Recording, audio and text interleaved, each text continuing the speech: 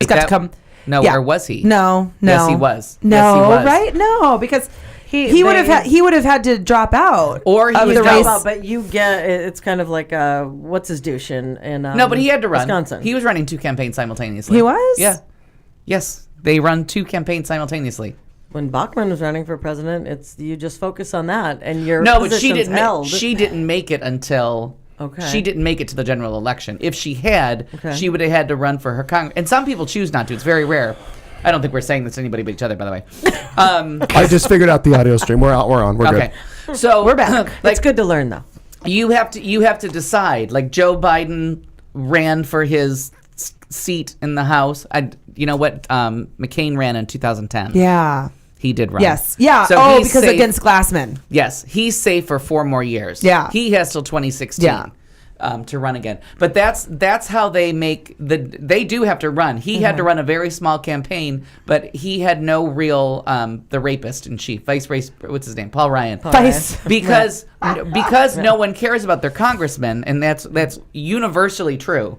Almost no one can name their local congressman that goes to Washington. Once you have any kind of name recognition, you pretty much get reelected. God, isn't that devastating that you can't name? Yeah, because people can't walk in and name they go, their "Oh, Congress. that's who it is." Yeah, because remember, I was trying to vote for I was trying to vote for Kirsten. Oh, yeah. And she wasn't mine. Oh yeah. Because she's the not other even- side of the She's like not the my other side of district. Central. So right. I was like, well, I don't know who to vote for because I was following her campaign, thinking I was in her district. If all of you are, and we all live in the same neighborhood, yeah. then And why wait, isn't who she did mine? we? Yours is Pastor, right? Yes. Yeah, it is.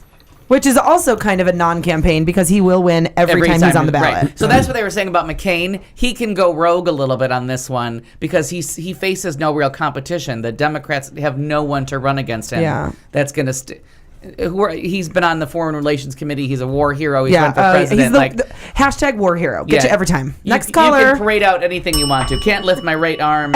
Yeah. We are fully audibly on now. There were a couple buttons not pressed. There was some issues. This has just been the fucking worst start of any show that I think So we've ever we done. are But Q Talk America, the show with yes, Clayton McKee. now we're on and it's all good. I'm typing into the chat room for them right quick. And or I could spell that wrong too. So Jesus Christ, there's that. It is definitely. And you were at a Crown when you got Well, I here. have this beverage left, and trust me, but after tonight's show, I'm going to go buy a hell of a lot more. You're buying stock. Yes, I have You to. probably already have. Let's be Stock, real. yeah, exactly. Yeah, really, let's be real. I already have that. The workers in the Crown factory are solemn today due to his They're lack lamenting. of Crown. Actually, I have two handles in my fridge at home. I just thought I had more here. There was a brief but glorious time in the 90s where I was hooked on Absolute Citron. And I used to say whenever I didn't drink, the day that I didn't drink, like the children of the factory workers in Sweden were worrying about going to tech schools. The scholarship gonna fund was happen? going dry. Why won't Al drink anymore? Missy Al has given up the Citron, and now I can't even smell that shit I put away. I understand. God, yeah. Oh, we have a lot to talk about, and now that we seem to have all of our shit together and we have stuff on air and we're broadcasting, let's continue on. It is 7:20. It's I think the we show. learned the joy of a soundtrack just prior to. Yeah. And I thought everything was so good, and all of a sudden, no, it wasn't. So we'll try again. That's what we'll do in year 2. Yeah. Year 2 will be sound The year checks of while the we're all sound sitting check. here with our thumbs up our Yeah, asses. yeah. Oh, by the by, this is entertainment news. We need to talk about Barbara Walters here in a little bit because I happened to catch an episode of The View the other day. Whew, something's happened. She's now ancient. Yeah, Officially. she's got old lady disease. Yeah, she really. The tipping point She got it good. she's hit the tipping point. So I think in this we'll start our little headline segment. Marnie, you ready to go? Yep. That didn't sound very confident. Well, hell, if it goes. I don't know what the hell she's been doing for 20 minutes. Decisions. She had 20 minutes to prepare. Well, let's see what happens here, okay? For the love of everything holy. All right, I'll look at some headlines that we're going to talk about, amongst other things, here on Q Talk America on a Tuesday night. It's the show, we hope. A Brazilian pastor convinces followers to drink his holy milk. A Boy Scout got schooled. A diamond gets swallowed, but all comes out okay in the end. Big kudos to Jason Collins. Go. Even the press is proud. That hamburger sure looks good for its age. Jan Brewer has a nonsense explanation of why she uses the phrase illegal immigrants. And a Saudi Arabia man is deported for being too sexy. Yes. I think you need to talk into the side. Well, I don't know, but I'm not sure. Try that. Talk Hello? there. Yeah, yes. better. Okay, well then turn it. Yeah, Because you kept it's- sitting to the side, that's why I had you move it. Yeah. Now we're good. Try it now. Okay. You do have a habit of like sitting in weird positions, so Kind of leaning. Yeah. All right. Well, I'll just keep moving to that. I mean, you have beautiful posture, well, milady. thank you. Thank If we you. all had headset mics, we'd be fine. We'd look like Madonna and sit here and just everywhere we Yeah, turn, we could sure. talk. Oh, Perfect. I did a show with headset mics, and I got to tell you, those things don't work. I did a live show, and oh my god, it was worse than the opening 20 minutes of this. And they crackle all pretty the time. bad. It crackles Yeah, all the time. yeah. You get pops in your ears. You end up like throwing it at people, or maybe drinking too much. I'm not sure. Well, let's start out with this one. It's a good story to start on because I'm sure we're going to do some other heavy topics. Well, a Tampa woman accidentally swallowed a $5,000 diamond at a charity event last weekend. Oh. People had paid $20 each for a glass of champagne. 399 of the glasses of champagne had a fake diamond in them. One didn't, and that's the one that she had. However, the genuine article, and whoever got that glass obviously got to keep the diamond. That was part of the charity event. According to WFTS News, the woman, who was identified only as Miriam, got the glass with the diamond. She apparently downed the drink, gem and all, in one sip. So, first of all, she's an alcoholic. Yeah. Miriam And immediately... I hope it was cheap champagne. If you're just gonna chug it, I don't know. I have no idea. Miriam immediately went to the area hospital for an x-ray, but then learned that diamonds do not show up on x-rays. I didn't know that. Did you know that? No. I've never heard that. I don't know why they would. Like, I don't know why they would. Stool does though, strangely. Good to know. Well, that leads us to the end of the story. The next day, Miriam went in for a routine colonoscopy. When Miriam arrived Yeah, at the I think if doctor's you got a office, diamond up your ass, it's not routine. That's emergent. well, no, she was going anyway. Oh, okay. So when she got there, she gave her doctor some specific instructions. Be on the lookout. You're digging for gold, She did baby. right. The diamond was eventually found. Miriam got to keep the rock, and she said that she will be giving it to her granddaughter. Talk about a blood diamond. I mean, Grandma, that's shitty. thank you, Marnie. Your crappy diamonds, Grandma. All she need to do is drink some of that Go Lightly. Right? Yo. Or Activia. My Go, grandfather. exactly. Oh, I love that. Saying that live. know, it's when awesome. she just keeps shitting her pants. Yeah, she's like, well, I'm old enough now. That one's I shit my Activia. pants. Oh, that one's Yeah. last night's salsa. Lord. That's fantastic. Alrighty. Go ahead, Marn. What you got? Well, there was a anti-gay scoutmaster that was on CNN. I don't know if you guys saw this with Don Lemon. Yes. And Yeah. and Zach Walls. Are you guys familiar with Zach Walls? No. Little charmer. I am now. He's fantastic. He's the I'm going to say kid that stood up in Iowa. Oh, He's yes. from Iowa and Know did the him. speech, Yeah. right? Pretty Tear- amazing. Hashtag tears. Well, Yeah. finish the he is- story in case somebody decides. So he Katie's he listening. had stood up in Iowa, and done the speech about his two moms when it was about the marriage amendment passing, Right. etc. Remember that? So anyway, he was a scout. He was an Eagle Scout, or is an Eagle Scout. And Don Lemon, apparently, who had come out a couple years ago. Yeah, I this believe. thing was last year. Last year. year. And so he had come out. They were talking to this anti-gay scoutmaster who seriously was just a douche. Like, if you heard this thing or look it up, the guy was just off the cuff with everything possible. Wasn't he also a personal injury lawyer? Personal injury so, lawyer. And did you Right. see in the Isn't that interview, he looks, awesome? I posted it on our Facebook a page. pidge. He looks down, he's an ambulance chaser. He looks Right. down at his notes, which I thought was interesting. But what I don't think, I mean, I'm sure he has a lack of intelligence about him, but what I got from that interview is, he's only reading something somebody else Sure. told him. I thought That's- the same thing initially too. Yeah. I'm with you. Yeah, And, completely. and where your story's going, that's what proves it. Like, He had no response. He really had no it- comeback. It was He one of said those the things same thing over and over and over. It was like, well, that's maybe Fox if I News. say this again. I mean, that's Fox News. You just say the same thing over and over again until Okay, we but invade what a did he country. say? Well, he was just basically, it was every typical stereotype of a gay person that, he went on and on about what they'll become and how you're a kid and then all of a sudden you're an adult. Now you can't be in the Scouts anymore. Just, he's an ass. But I got to help her out. Yeah. So he was dealing with Ken Wall. Is that the name? Ken Wall and Zach- Don Lemon. He was Zach dealing with Ken Walls. Wall, Zach Walls, Uh-huh. and he Zach Walls, right. Ken Walls was the he star was of Wise star Guy. in Yeah. Wise Guy, right. He was there too. But Let's just make me more because it's more about official. repealing. But so he has two gay moms, Yes. and they were God bless one him. of them. At least one of them was a scout leader, Both were. or was a den mother. I think that's what they're Den called. mother. Right. Was a Right. den mother. So he didn't realize who he was going the whole that I can't stand, where they make it seem like the issue has two equal sides. So they give two people, like the birthers, they give the birther and the person that's reasonable the same amount of airtime, like it's an equal issue, and it's not. Right. He didn't realize that he was going against someone with two gay moms, that he was going to be insulting someone in the flesh, and then no one told him Don Lemon was gay. So as he's spewing all this hatred, and I actually broke out my Bible, because he broke out a Bible verse, and I'm like, you know what's sitting behind me on my bookshelf? Yes. I got a Bible here. I got to get it out. It was like Matthew 19 or something like that. So I went and looked through.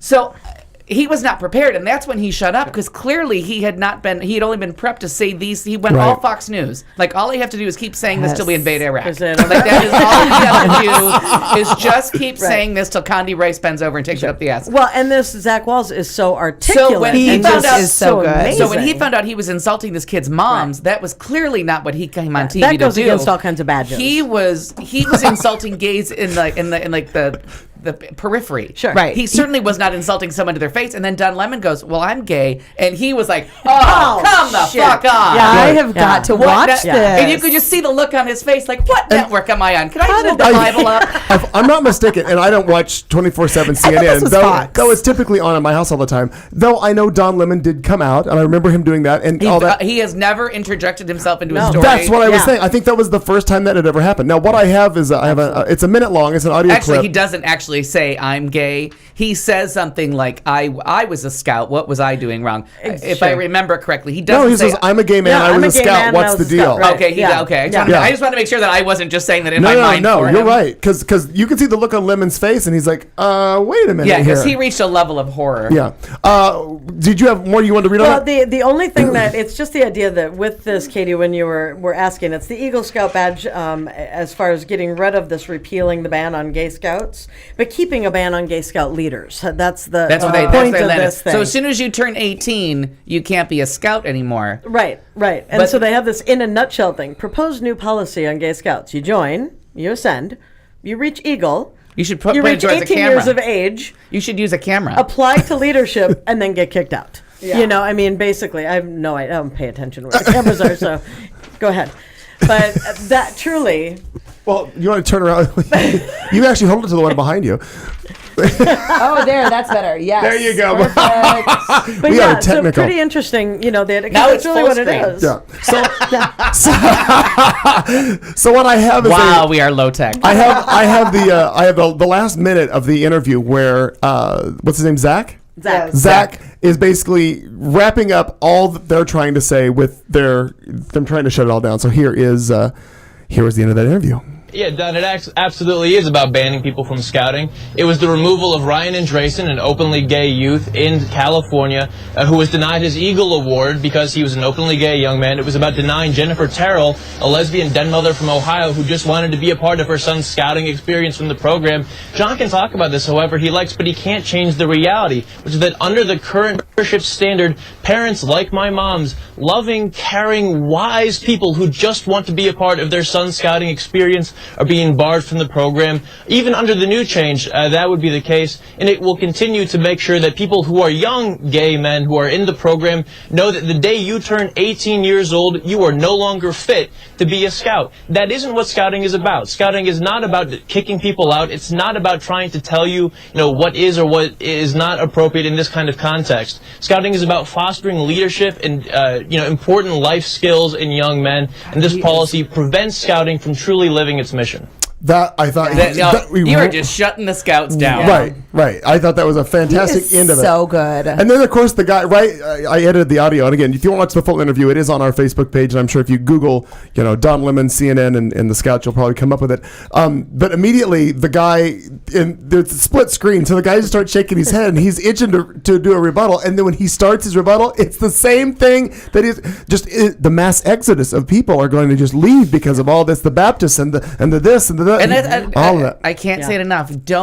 Ronald Reagan, if I could just dig you up and tell you one more time, don't get in bed with churches. Like just don't. No. Don't. It will just, it leads to bad things. I don't know how to say this to people, and it doesn't matter what denomination. And this guy, John Stemmenberger, looks like a douchebag. I mean, just like a really big one with a weird buzz cut. It's bad. And they were just trying to put up someone white and wholesome looking to just keep spewing it. And I can't remember all that's in the Matthew 19, but the big part of it, and it does. I mean, there is something in there anti-gay. It does say something about man. It does.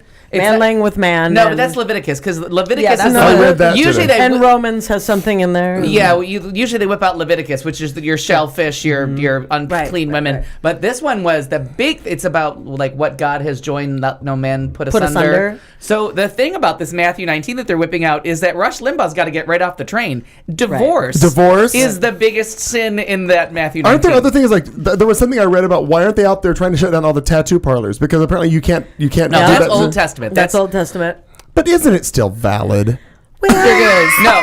And haircuts. But so that's Well, what they're always Leviticus talking thing. about, because the Christians are all about the Jesus and forgiveness. Like eye for an eye, as we're in this whole thing of like the death penalty this week. An eye for an eye is Old Testament. The New Testament is forgiveness, is turn the other cheek. So you have to decide, are you going to go with because everybody Jews and Christians both buy into the Old Testament. It's the New Testament where the Jewish people are like, yeah, it's not him.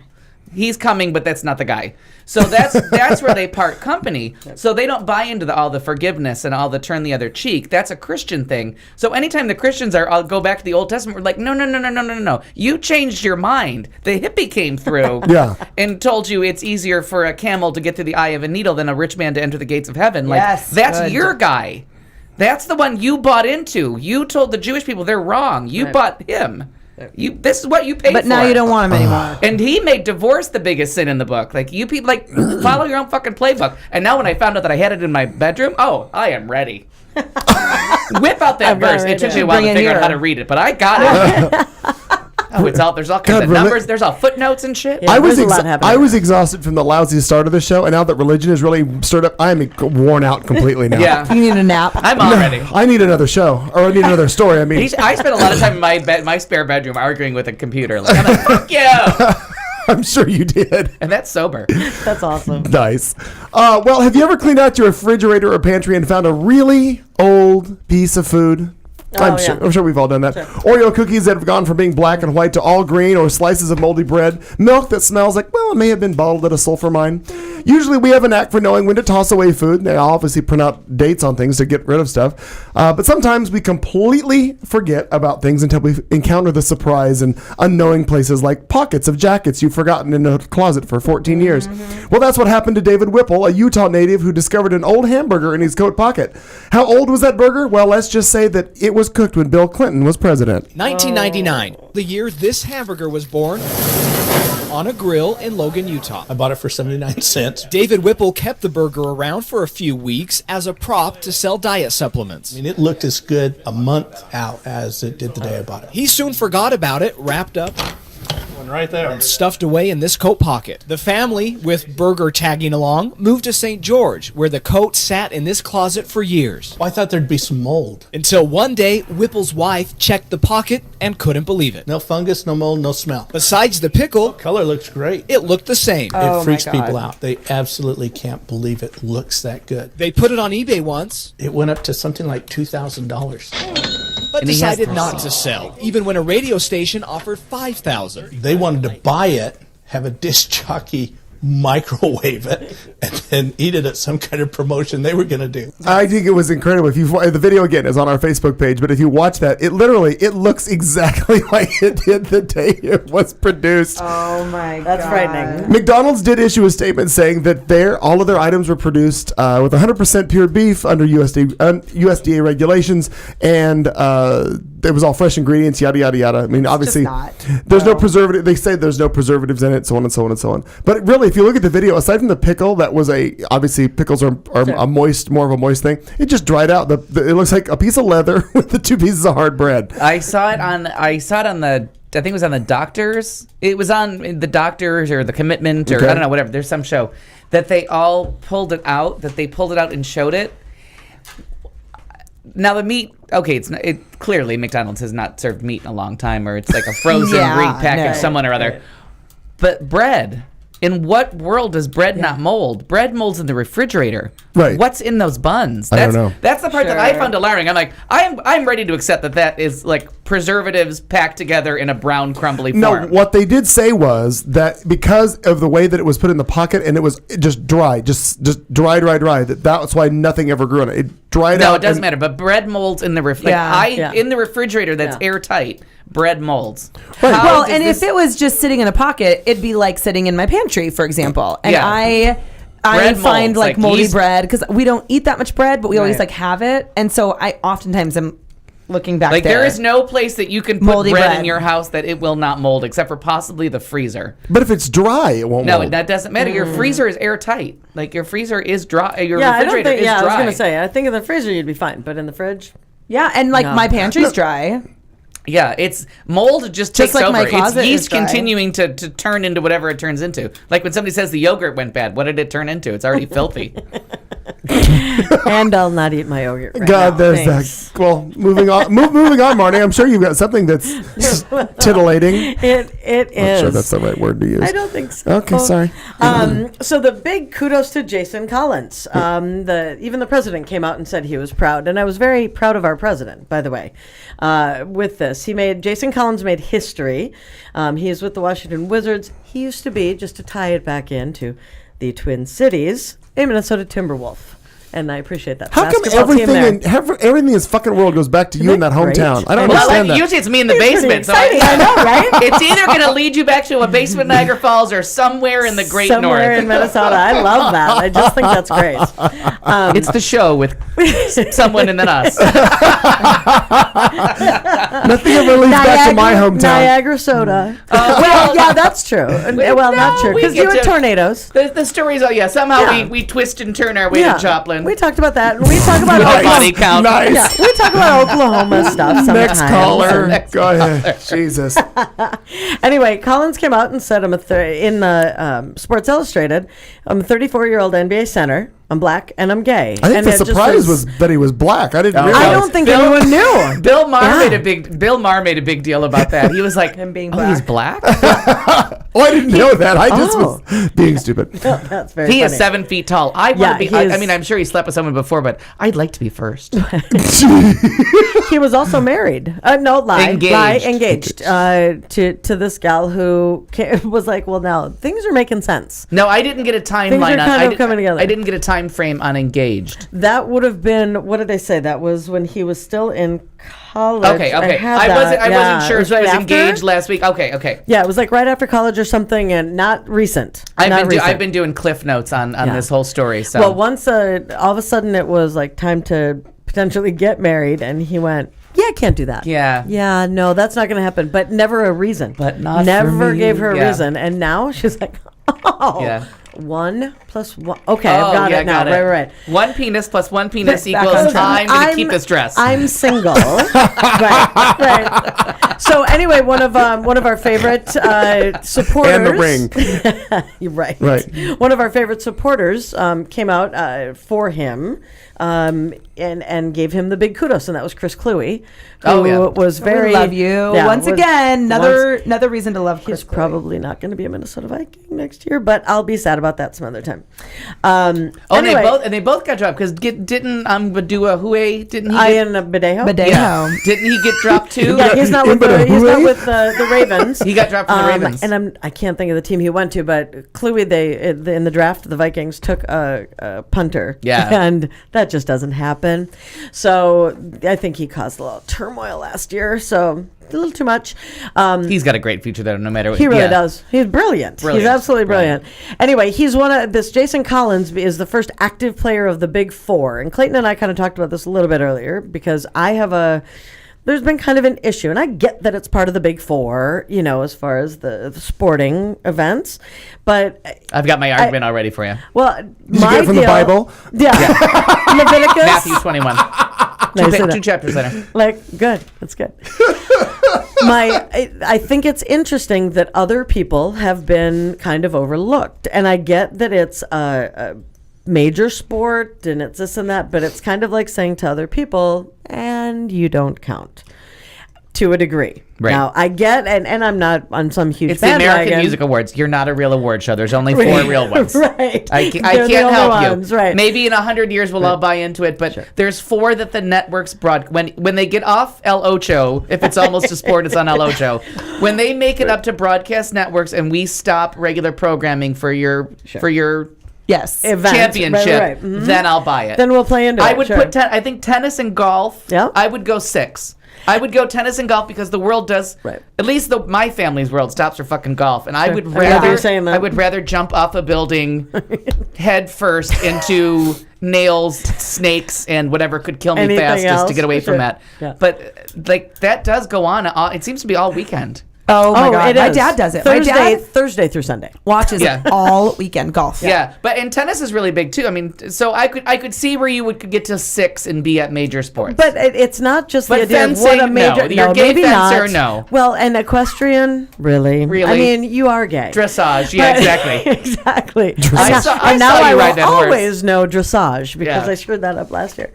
But really, the thing is that when you look at you mentioned Are you tennis, wanting the NBA? but Are you then- wanting the WNBA? See, now that would be more. No, I was the just Katie wondering- June. No. But I'm just saying, like in general, I'm thinking all the way back to Martina Navratilova.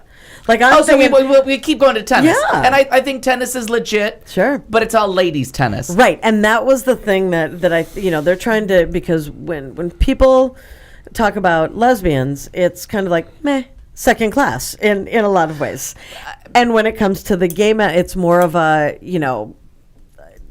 I guess it's pictured more the physicality of it. I'll go Matthew 23 on this one. I just have one little. I have. You're going back with the Go ahead. Bible. I'm gonna go back to my Go Bible. ahead. on this one. Yeah, go ahead. I'm just, the one thing I have to offer is I think this is just Oh. seriously, this is my little tiny opinion, and this is the one thing I can't stand. I can't back it up at all. Yeah. But I think that straight men have a little bit easier time with lesbians because of a sexual fantasy. Oh my bet. God! Absolutely, you're right. And also, they don't Yeah. feel weird. Like, there's no reason, of course, for them to be threatened. But they Right. don't feel threatened. Well, and the only time And that But I they also do, think that men also think in the back of the mind, and this is They- evil, but I think they could fuck them into straightness. totally. Oh, and they'll tell you that. Oh yeah, and they think it's hot. Okay, and okay, also, so I thought it you're was gonna be right. all controversial. Picturing, No, no. I think when straight men picture having sex with another man, they're way turned off. They can't get on board. But when they picture Yeah. 2 women having sex, they're like, Right. yes. I think Because there's a Calendar hole of it. open for them. Sign me up. Yeah, hole Right. 17, which is 18 open. They can find a place in their fantasy for them, but 2 Oh, men, yeah. they're doing No. something so taboo and forbidden. Oh my God, yeah. I think they're just envisioning And it wrong. I don't they have clearly never done it, right? Like, Wait a Right, minute. not right. No. And this is probably racist. And again, I'm not going to get too far up the soapbox yet because we're not that far into the vodka. But I think when a 7 foot tall black man comes out, Yeah. you just shut the fuck up. yeah, a little Yeah. bit. Yeah. I'm gonna interrupt you with Go a ahead, short please. story. There was a tranny that used to come into BS West all the time, Okay. and it was I won't say all of the names that we used to call them with love, Right. because all of them were horrible, but Slap-a-Ho might have been one of them. So we liked them, we hated them. They were there was a couple of them. They were drunken messes, but they were also fun. They were like family. We all enjoyed them. Just realized one who it day is. a straight guy came into the bar and he decided he was gonna fuck with one of the girls, Okay. and it started, and I just tapped him on the shoulder, and as politely as I could, I was like, I want you to realize that you're calling a 6'1", 200-pound Native American a faggot. Yeah. Right. You Whether- might want to rethink that. Whether it's Yeah. in a dress or not, it's got you by about 30 pounds and about 7 inches in both places. Go. Round 1. How did that work out? He got the Next shit caller. kicked out of him Sure. by a girl who seriously took off her earrings and pounded him Oh into my the God, ground. that's Wow. awesome. Because Good story. What's underneath the eyeshadow? Excuse my beauty. Yeah. What's underneath the eyeshadow and the hair tie? Because Native Americans, so Is a beautiful fucking natural hair. pissed off man. Yeah. Right. She found her inner testosterone and kicked the shit out of him. But I warned him. I'm like, I just want you to take a look. I know that the beer, that Budweiser, is kicking y'all up in the spirit, but Oh. There's a Clydesdale about to come down on your ass. Such a good story. This is not going to go well for you. That's awesome. Well, and there are other Round people. one. My earrings. There are some other people. A lot of people took it very well, and you know, they were very supportive. Players and coaches and whatnot. People were real supportive. And then you have the douchebags that came out of the woodwork. And I'm glad that they show themselves, quite frankly. I do too, yeah. Miami Dolphins wide receiver Mike Wallace said... That's the one I was talking about, yes. And it's this isn't really a douchebag comment, truly, but it's just the idea, what's behind it. All these beautiful women in the world, and guys want to mess with other guys. Shake my head, SMH. Yeah. He later wrote, of course, after someone probably chided him a little from the organization, because the Dolphins came out and said, oh, hell no. They pulled a 49ers thing, and we do not support you. And then they probably wrote this for him. Never said anything, because you know that they did for that other, that fucking dumbass. Never said anything was right or wrong. I just said I don't understand. Deeply sorry for anyone that I offended. So, and I can see that. I mean, you know, and I think that the guy, this Mike Wallace, he's a douchebag. He thinks that, I mean, he was like trying to be, I take that as him trying to be funny. Right. More than him, like, really and trying to be look how hurtful. straight I am. I like the women. I like And we're in the land now of this Twitterverse or whatever they're calling it. We're in this land of people, and I'm guilty of it. I get on Facebook, post my opinion, and hit send, and I'm like, oh God, how many people did I just piss off? We were talking about this today because my mom texted me this morning and goes, oh my God, your cousin Bradley just posted that he's gay on Facebook. Is that a joke or what's happening? And I went and looked, and it says breaking news, I'm gay. And I went, Mom, he's a fucking douchebag 16-year-old. He's not gay. He thinks it's funny. He has a really distorted sense of like, what's funny with my bros and homies at high school, you know. And like, and I also know that my cousin is not, he's 16. His parents are liberal. His mom's business partner, best friend is a gay man. He's just a douchebag, and he thinks that that's funny. And that's and this guy. Be. Right. To his friends. Right. Because there's a lot of mentality, and this is the weird thing. And like we always talk about that generations passing and how far we off.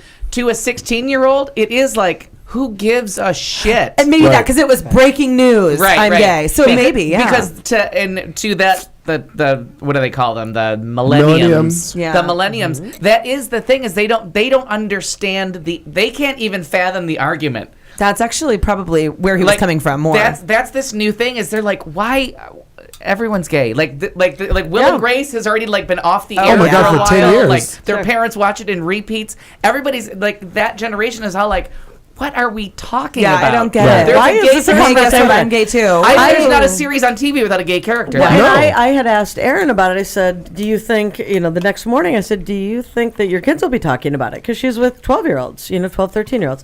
Do you think that they'll be discussing it? And she looked at me with the blankest look. She said, they don't care. Yeah. They really don't care. They might be talking, they might bring up there was that story in basketball or, they'll probably talk about the game and the score. Right. But not about the fact that he came out. A 7-foot black man said. And they'll probably be shocked like, if she talked to them tomorrow and said, this is the only gay player in all of the 4 major sports. They'd probably be like, huh? Yeah, that's not true, right? Oh, that's like, not true, like right. they're on every reality show. I mean, if there's not a gay, I have never seen it, but if there's not a gay person on Say Yes to the Dress, then that show is big. Come on. Oh my God. No, okay, the main character. Right, the main bridal consultant. Right. I'm sorry. Wow, we got a lot of mileage out of that one.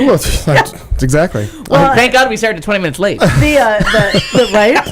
cool points with the president, just to quickly give that shout out. He had left. He was doing a news conference, and when he was walking away, and a reporter said, hey, what do you think about Collins coming out? And he thought it was important enough to come back to the microphone. And so he returned to the podium and said, one of the extraordinary measures of progress that we've seen in this country has been the recognition that the LGBT community deserves full equality, not just partial equality. The president said, not just tolerance, but a recognition that they're fully a part of the American family. And then he went on, and the quote went on about the content of your character and your achievements, and it has nothing to do with the orientation. That was at the end. He says the president said Americans should be proud that this is just one more step in this ongoing recognition that we treat everybody fairly, and everybody's a part of a family, and we judge people on the basis of their character and their performance, and not their sexual orientation. Yeah, just brilliant. And it was the most. I happened to catch it this morning. It was the most depressing press conference in the world. He was he was seriously the kid whose lunch money got stolen. He was in a bad mood. I was hearing news outlets say, why did you actually even call that? It was a press conference about no real news. Like, you didn't really have anything to say. No, it was all big. Well, because news. But it's things that he's been talking about though for weeks. Yeah. Like, but it was the like Syria it was like piece death is penalty, new. Syria. Like, it was a little bit new, but they were like, it was stuff you've been talking about for weeks, and you just looked sad. But the only time he smiled was when he came back, and that's why he came back to Angela, because I think someone said, you look like you're about to cry. Right, sure. And he came back, and all of a sudden he was like Joyous. happy. Let's talk about gays. I like that. Yeah. A voice, They vote for me. A voice from the past actually commented in regards to this whole coming out. I found it, and I almost brought the audio in, but I didn't. Dr. Ruth Westheimer chimed in regards to Dr. this. Wolf? Yes. She said that, just in a nutshell, what she said was she was kind of sad that this was brought up, because she really feels that everybody's sexuality is private and it's your own deal. Who gives a damn? Yeah. It's like, so she goes, I just don't want other people to feel that they have to divulge something that could be just their own personal stuff. They don't have to say anything. You can just live your life and do what you want to do, blah, blah. But it was interesting to hear somebody who we really haven't heard from in a long time. Again, I thought she was dead. I thought about putting her on the list, but then she'll live forever. I've seen her speak twice in Buffalo, and she's very interesting because she's very liberal about sex, but she's very conservative about orientation. So she's kind of conveying the message of keep that to yourself. Like, do what you want, be happy, be healthy, but that's your sexuality. That's not a political movement. Like, she doesn't see the transition into. Yeah. So she's. I can get on board with that. It is. I am too. Yeah. Sure. Well, every now and then we read stories about some religious people doing batshit crazy things, and this is another one of those stories. This has to be up there with the most ridiculous and depraved that we've ever seen. A guy named a pastor. This is European. I'm going to try to get through this. Valdisi Sobrino Picanto apparently managed to convince his followers that his man juice contained holy milk. Yes. Oh, crap. As comical as the whole thing sounds, it's quite a serious issue, actually, in Brazil, because some gullible people were seemingly taken in by his claim and were abused in the process. One of his victims testified that the pastor claimed that his penis was, quote, blessed, and that the Lord had consecrated him with the divine milk of the Holy Spirit. I believe. And they had to perform oral sex on him and taste his semen in order to be evangelized. One of his victims described, he has convinced us that the only way that God could come into our lives was through our mouths. Often after worship, Pastor Faldici would take us to where the funds were kept, I guess is in the back of the church, and asked us to have oral sex. Where the funds were kept, and would ask them to have oral sex until the Holy... Ask them to have oral sex with him until the Holy Spirit came through the ejaculation.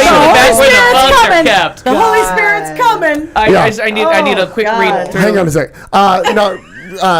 The writer of this story, which was not me, I was going to read what he says. I find it incredibly difficult to think that people could actually fall for such badness. I mean, your pastor and your priest tells you that his penis contains holy milk and that to become evangelized, you have to taste the sacred milk of the Holy Spirit. And you just say, okay, let's do this.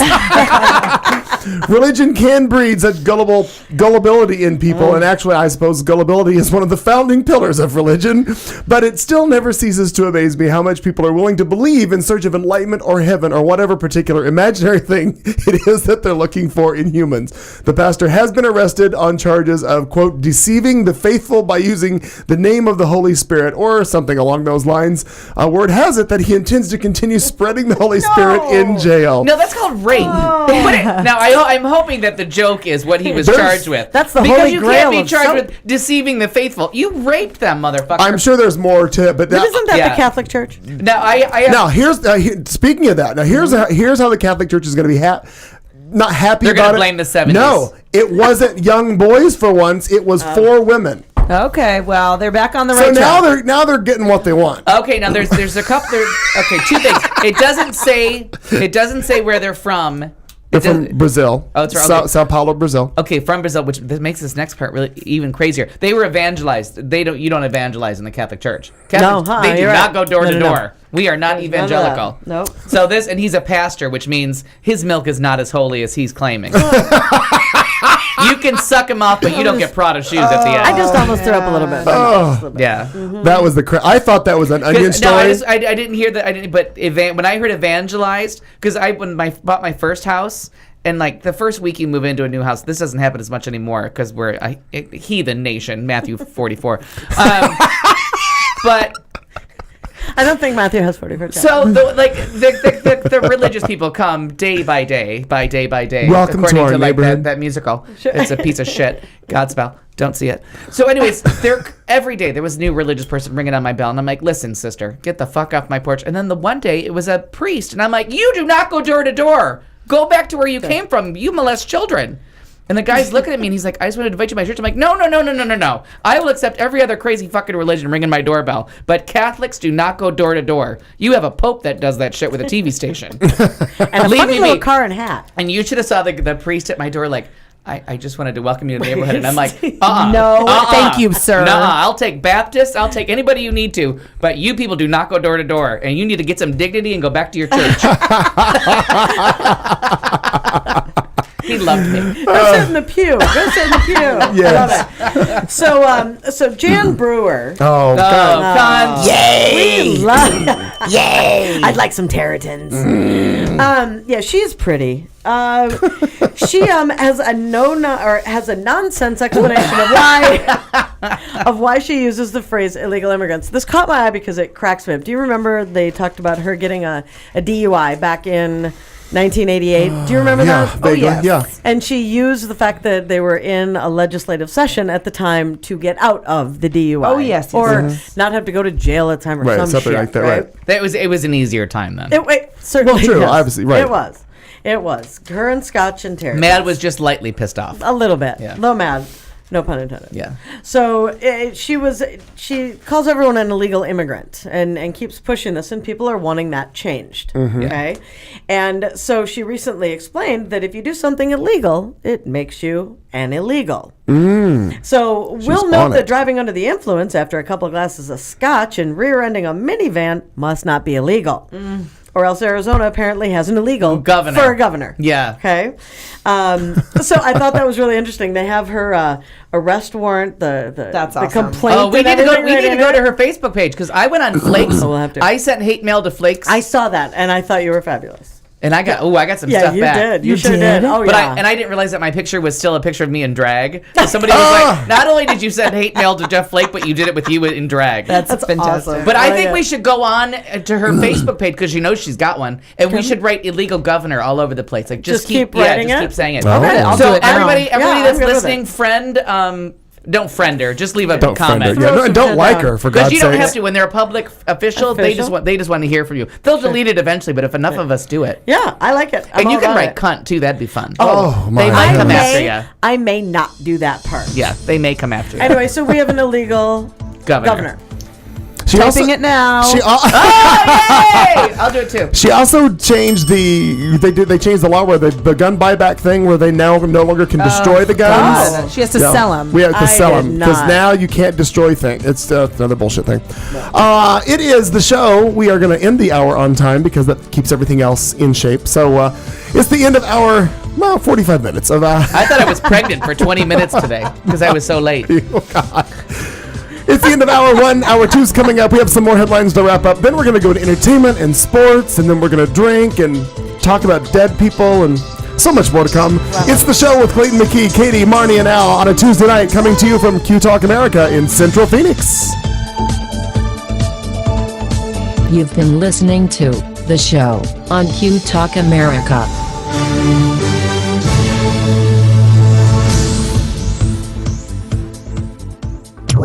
This is Q Talk America. The following broadcast contains adult humor, language, and topics, along with partial nudity. Actual knowledge is used sparingly. The show is a result of a lost bet and a bad game of rock, paper, scissors. It's the show with Clayton McKee. And now, a man with a face for radio, Clayton McKee. Once again, good evening. Welcome. It's hour two. This is the show on Q Talk America. My name is Clayton McKee. Thank you for joining us. I'm here in studio with my friends. Wow, really? That was almost a bad technical.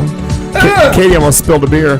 Ew, I've seen that that picture. We're in the studio with Katie June, Marnie Ryer, and Al Perkins. We're discussing, well, all kinds of important things and timely things and some things that nobody else cares about but us, but it's all good. I'd like to give a shout out. I don't remember his name. I'll have to look it up right quick. We have a listener who sent us an email from Florida. I think it's fun that we're branching out to other states. We're very busy when it comes to that. Also, I want to give a shout out, and I know it's coming up, and I don't have all of the information, but a longtime listener of us named David McQueen, who had I believe it was a heart attack that he had, and he's having some issues. Obviously, he's out of work right now, having some issues paying some medical bills and some other things. So they are doing a fundraiser for him at the Newtown Saloon, which is here in Phoenix. If you can, damn it, David, send me a link if you're listening right now. Send me a link to it. I could probably Google it and find it myself. Probably faster. I'll do that. Anyway, he's got a fundraiser coming up to help him. It's at the Newtown Saloon here in Phoenix. You can find out more information about it on Facebook. I will try to post it on our Facebook page. I believe David's listening right now. I ran into him this past weekend or the weekend before. The weekends all run together. And it's this Saturday. It's this Saturday. This Saturday Got coming it. up. Okay, cool. This Saturday at Newtown Saloon. We'll put that on our Facebook page. You can find out more information about it. We are beginning hour 2. We're still in the middle of some headlines. So, Marnie, what you got? Go ahead. Well, Barack Obama had his correspondence dinner. They had the correspondence dinner, which if you guys saw that or missed any of it. I didn't tape it this year. I'm so bitter. Seriously, fucking hysterical. You have got. I mean, we sat there. Clips of it. Yeah. Right. It's funny. He has pretty good timing. Yeah. He has pretty good timing. And I think I saw on, was it your Facebook page? You had the Steven Spielberg. Spielberg does Obama. Brilliant. Yeah, that was brilliant. Anyway, when he was throwing the zingers and delivering well, and I will always love it when Michelle Cunt Bachmann is one of the people at the end of that zinger that she's going to get nailed with. I haven't heard of it. Oh, God. That she's going to get nailed with that. Now, some of it, because there's a little picture, I don't know if I'm at the camera correctly or not. Where am I? I'll try again. You try again. I'll do it. Because they're calling her, I call her Bucknocchio, but they're saying that she's going through like all kinds of stuff with just her lies. And all the shit that she comes up with all the time. Wrong hand. And so I found that picture and just thought that was fantastic. Bucknocchio. And she's been lying about the Muslims. the money, the Muslims, yeah. and the money. Apparently, even though it's people out of her camp for the ethics committee, that she's been. They're the ones from her camp that said, yeah. She did that. Yeah. And she's all like, the oh people my that God, are it's the turning her in Democrats. because she's being investigated by the ethics committee, and she's trying to say that, oh no, this is some kind of like Democratic way, blackmailing scheme. It's all of her. it's her staffers. They're like, she's a cunt. Oh, it's all of her staffers. Yeah. So that's where like what the Bucknocchio kind of thing comes from. Anyway, at the correspondence dinner, it was just very fun because Barack got a laugh or two at her expense. He began by noting that, he's not the strapping young Muslim socialist that he used to be. That was priceless. Oh, it was fantastic. Later, he discussed his plans to forge closer relationships with the Republicans by joining them for activities near and dear to their hearts. And that's where he talks about drinks with Mitch McConnell and some other people. And I think that I am not giving up. In fact, I'm taking my charm offensive on the road. A Texas barbecue with Ted Cruz. Oh. Kentucky bluegrass concert with Rand Paul. And a book burning with Michelle Bachmann.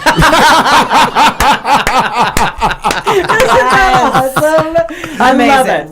Now there was a big brouhaha this year, Yeah. because although it's the correspondence dinner and it's supposed to be for correspondence, news, AP Wire, different broadcast stations, and you're supposed to hobnob with your. Is that the word hobnob? I think it's a good word. It is a good word. Yeah. With a hoi polloi of the government. It's supposed to be that meeting where everybody gets to meet in an informal way. It's become, and it's been a while. It's been a long trend because it's where Ellen officially came out in public was at the President Clinton's Oh, wow. I didn't know that. Yeah, that's where she not only came out, but she came out with Anne Heche. Anne Heche, that's right. Was at the Correspondence That Dinner. was a bad choice. And now, like, I can't remember if it's Tom Brokaw, if he's still alive. Yes, he's alive. Tom Brokaw, Barbara Walters, there's a bunch of correspondents that are saying, like, we won't go anymore. Like, this is obviously now you're just schmoozing, and Lindsay Lohan is going. Like, you've lowered the bar so low. Oh, that's disappointing. So that they're saying now it is a celebrity CNBC though. I mean, that's where I saw all the celebrities. It was like a red carpet celebrity thing. Right. And that's so now the real the old school journalists are like, yeah, we're gonna sit this one out. I feel like that's a shame. I feel like it's a better event because for what it was intended to be. Because you're supposed to be using it to get for the journalists, the correspondents to get in touch in an informal way and make a relationship with your government. You don't need Kerry Washington maybe on a scandal great show about the president, but she doesn't need to be at the Correspondence Dinner. Right. And they would neither does Katy Perry. But they would do topical, like if it was a topical celebrity or somebody who maybe had like political, like had done donations or done things. Sure, yeah. But you can't claim political neutrality and then show Sarah up. Jessica Parker did a whole bunch of fundraisers for the Obamas. Oh, right. That's okay. Sure. Yeah. So she should be there. Sure. But Katy Perry, go home. No, really. Yeah. That's just too unless much. she did too, and we just never heard about them. No, she's dumb. Well, they're little fundraisers. The thing that I thought was interesting was that the book burning part. I mean, there's the obvious, but she also came out with a book earlier this year that she can't read. No, well, there's that, but it's she reads like everything. Nobody's buying it. Oh, nobody's buying it. Jan So they Brewer, thought it was they were giving them away so she could claim more sales. Exactly. Because she was buying them herself and handing them to homeless people. out. Like, burn this for fire. Absolutely, and that's where I think that some of the that could have been a good jest in that way as well. Yeah, that's a good idea. Yeah. Well, I think we can all remember this. Let's go back to 1992 when the English trio called Right Said Fred sang the song "Too Sexy for My Shirt, Too Sexy for My Cat, Too Sexy for Milan." I've spent all this time trying to get that out of my head. Well, now you're welcome back. Thank you. Well, apparently we can add a Saudi Arabia man to the mix who was allegedly deported by authorities who said the man was Google simply him. too smoldering. Oh, I have handouts. This is no lie. Yeah, he was simply too smoldering to remain in their kingdom. Pass those around, Katie, would you please? UK news source The Telegraph reported that April 26th, Omar Borkan Al-Ghala, a poet, an actor, and all-around good-looking Dubai guy. And if he turns to hooker as a fifth hyphenate, I'm in. on board. He was reportedly removed from a festival in, I guess it's Riyadh by religious police in the Islamic Kingdom of Saudi Arabia. The Commission for the Promotion of Virtue and the Prevention of Vices. Oh, there's more than one pose. Wow. I'm going to need just a minute and a hand towel. Right. How many arms does he have? I got some holy milk to spread. So the Commission for the Promotion of Virtue and the Prevention of Vices in Saudi Arabia, in other words known as the Fun Police, had Al-Ghala along with two others of his attractive wingmen deported back to Abu Dhabi in fear that Saudi women would fall for them. Wow. Saudi Arabia and many other Middle Eastern countries have strict rules governing interaction between men and women who are not related. A report in the Arabic newspaper said a festival official said that the three Emiratis, I guess they call them, were taken out on the grounds that they were too handsome, and the commission members feared female visitors would fall for them. True story. True story. Absolutely true story. He is genuinely gorgeous. He is. He's a gorgeous I saw boy. that picture on a high definition screen, and I spent a couple minutes. I mean, these eyes. There's a little less lotion in my house right now. He's a good-looking boy. I mean, take all that wrap off him, and you're even better. But really, you were taken out because the women were swooning over him. That's something. Or not even if they were. But the first time you lift that veil, that's what you see. You're going to be like, woo, I'm taking this thing off more often. Yeah. The threat that they may swoon over him is even, I wish that hasn't happened to me somewhere. That hasn't happened to me in years. But remember last year in February? It did that one time. She was remember there. That day, 3 p.m.? Yeah. It was. Remember that hour of glamour you had? Yes. Absolutely. Marnie, got anything else? When your eyeshadow was all right? Well, to go back to our little Chris Cluey, he's going to be the Grand Marshal for the Twin Cities parade, the Pride Parade. Oh. So I apologize that I'm just kind of on a little Cluey bandwagon, but I found this at the same time. I have something to follow up with. Yeah, and so it was very, it's been incredibly inspiring to see Chris take such a solid and outspoken stance for gay marriage and GLBT support, said the Pride executive director. His voice has provided hope, encouragement, and excitement to a huge population of supporters in our community, and it's my honor to have him be a part of the celebration. And I don't even think that, it's easy to say, yeah, that's Minnesota. Marnie needs to shut up about Minnesota. But he's seriously... all the good stuff happens there. No, it doesn't. Except for that guy with the nuts hanging out last week. That was weird. But, was he a priest? Eating holy milk? Sling Dini, as it were. Sling Dini. But truly, the idea that... He's a magician. I think that's a national kind of thing. I mean, he really is bringing it, making it national. Because my Sports Illustrated issue was obviously late in the mail. It's weird. Clearly. I spoke to my mailman today at length I'm sure on this topic. Whatever. Did you write a strong But no, from what I've heard, like all from hearing other people describe the article that have read it, that he saw, because he played for the Celtics, and so he was clearly in the Boston. Yes. He was in the Boston area. Uh-huh. At the Boston Pride, he saw Joe Kennedy marching in the Pride thing as a proud straight supporter of gay rights, and he felt he could not march in any way because he couldn't be a proud straight supporter. Do you know what the tie-in with Joe Kennedy? That he went to college he was with his roommate. Okay. Yeah. And it's Chelsea Clinton is their other friend from that's college. my understanding. Another Yes. schoolmate. Yep.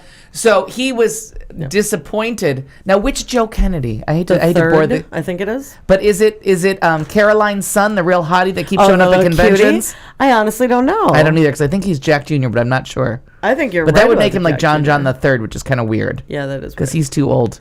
Why would you steal your? I don't know. When there's an older brother involved, why would you steal that name? Yeah. But anyways, whatever that cute. But if you want to fuck him, because he's hot too. I'm just telling you, Caroline's oldest son is he's already shown up at conventions. But this Joe Kennedy He's that pretty marched, brilliant. and from what I heard, this was an impetus to him coming out, was seeing Joe Kennedy marching, and that he had no role as a closeted he's gay the man, gay person, and he couldn't march in the parade and be a supporter of gay rights, and he was very disappointed, and I guess that meant quite a bit to him. But I haven't read the article, so I wasn't sure what gender, because there's so many fucking Joe Kennedys running around Massachusetts. Well, that's true. But I'm going to need a paternity test and a Roman numeral, and please. some fingerprints here. Yeah. There was one thing that kind of tied in with kind of what you're saying now, and with Chloe, just the coming out of different people, and the idea of not feeling like a leadership, like you're in a leadership role, and feeling that you've neglected people. And there was that Gus Johnston that there were these 37 athletes that pretty powerful, like to say, hey, other people have come out. There was a boxer. I was just trying to look for it. Oh, the boxer that Buddy was championing last summer. Correct. Yeah, that was so great. Gentleman. They're just different people that you can't say athletes when it comes to like Greg Louganis, for instance. Yes, he's an athlete. Diving is El Ocho. If it's not the Olympics, diving is El Ocho. But it's also with the Olympics at that time, completely amateur. So you look at these four major sports kind of thing. But this Gus Johnson, pretty intense. It was in. Where was he? Not New Zealand, Australia, something like that. Played rugby, I believe. Hockey, they called it. Right. And he had this pretty interesting thing to say about having to stay in the closet. When you're 25 and you're afraid and you're lonely and you don't have anyone to talk to, and you feel like there's no escape from that, then... And it's not something that I'm proud of, but for a long time, there would barely be a week that would go by when I wouldn't contemplate taking my own life. Oh. Yeah, it was really powerful. Oh. It's very long, but I don't know if that's something that Clayton, if you can put that up. I don't know if I did or not. I can do that if possible, because he sounds long. cute now. He is. I thought he was a cutie, but that doesn't mean anything for me. You'd have to look. He's got an accent, so later he's already on, like up a in notch. the 10th, like right around the 10th minute of this thing, he starts talking about how he felt like he was in this leadership role and that he regretted not doing anything with that leadership role, in essence, was where that came from. So, kind of going back to the idea that how many people, you have Collins, who's standing there on the sidelines of a gay pride parade and can't do anything, or chooses not to do anything with it either way. So, yeah, pretty intense. Jack Schloss Schlossberg. What the hell is Caroline's last name? Schlossberg. Caroline that's a hottie. He's a hot hottie. I'll be Googling him in just mere moments. It's 8:15. He's the right age for you, too. Oh, so, really? Oh, yeah. We'll look at that. So he's in his teens? Hey, shut up. Really? It's not Mark Martinez, huh? Wow, yeah, I'm a little older than that. Sorry. Add 3, subtract 4, divide by 6. Metric. It's 8:15. It's hour 2. It's the show on Q Talk America. I'm in studio with Katy, Marnie, Al. We are getting ready to do our entertainment segment, but we have to take care of a little business before we do that, and we're going to do that right now. And now, a drink along. We dare you to stay awake during this royalty-free music and to play a drinking game with us. If you are currently or soon to be driving a car, you cannot play. If you are presently the primary caregiver for children and or the elderly, you may desperately want to play, but no. If you are listening from a rehab facility, you are disqualified because you already hit bottom. And that means you already won this game at least once. If playing this game is in any way illegal for you, put the bottle down and make better life choices. There is no good in your goodbye, and there is no lifeguard on duty, so you will be swimming at your own risk. Tell your lawyer to take the fucking day off. You can't sue us. We warned you. Good luck. Well, I think our drinking word has to be holy milk. Now, you have 2 choices with your holy milk. You can either do it Batman and Robin style, like, holy milk, Batman. I appreciate that much.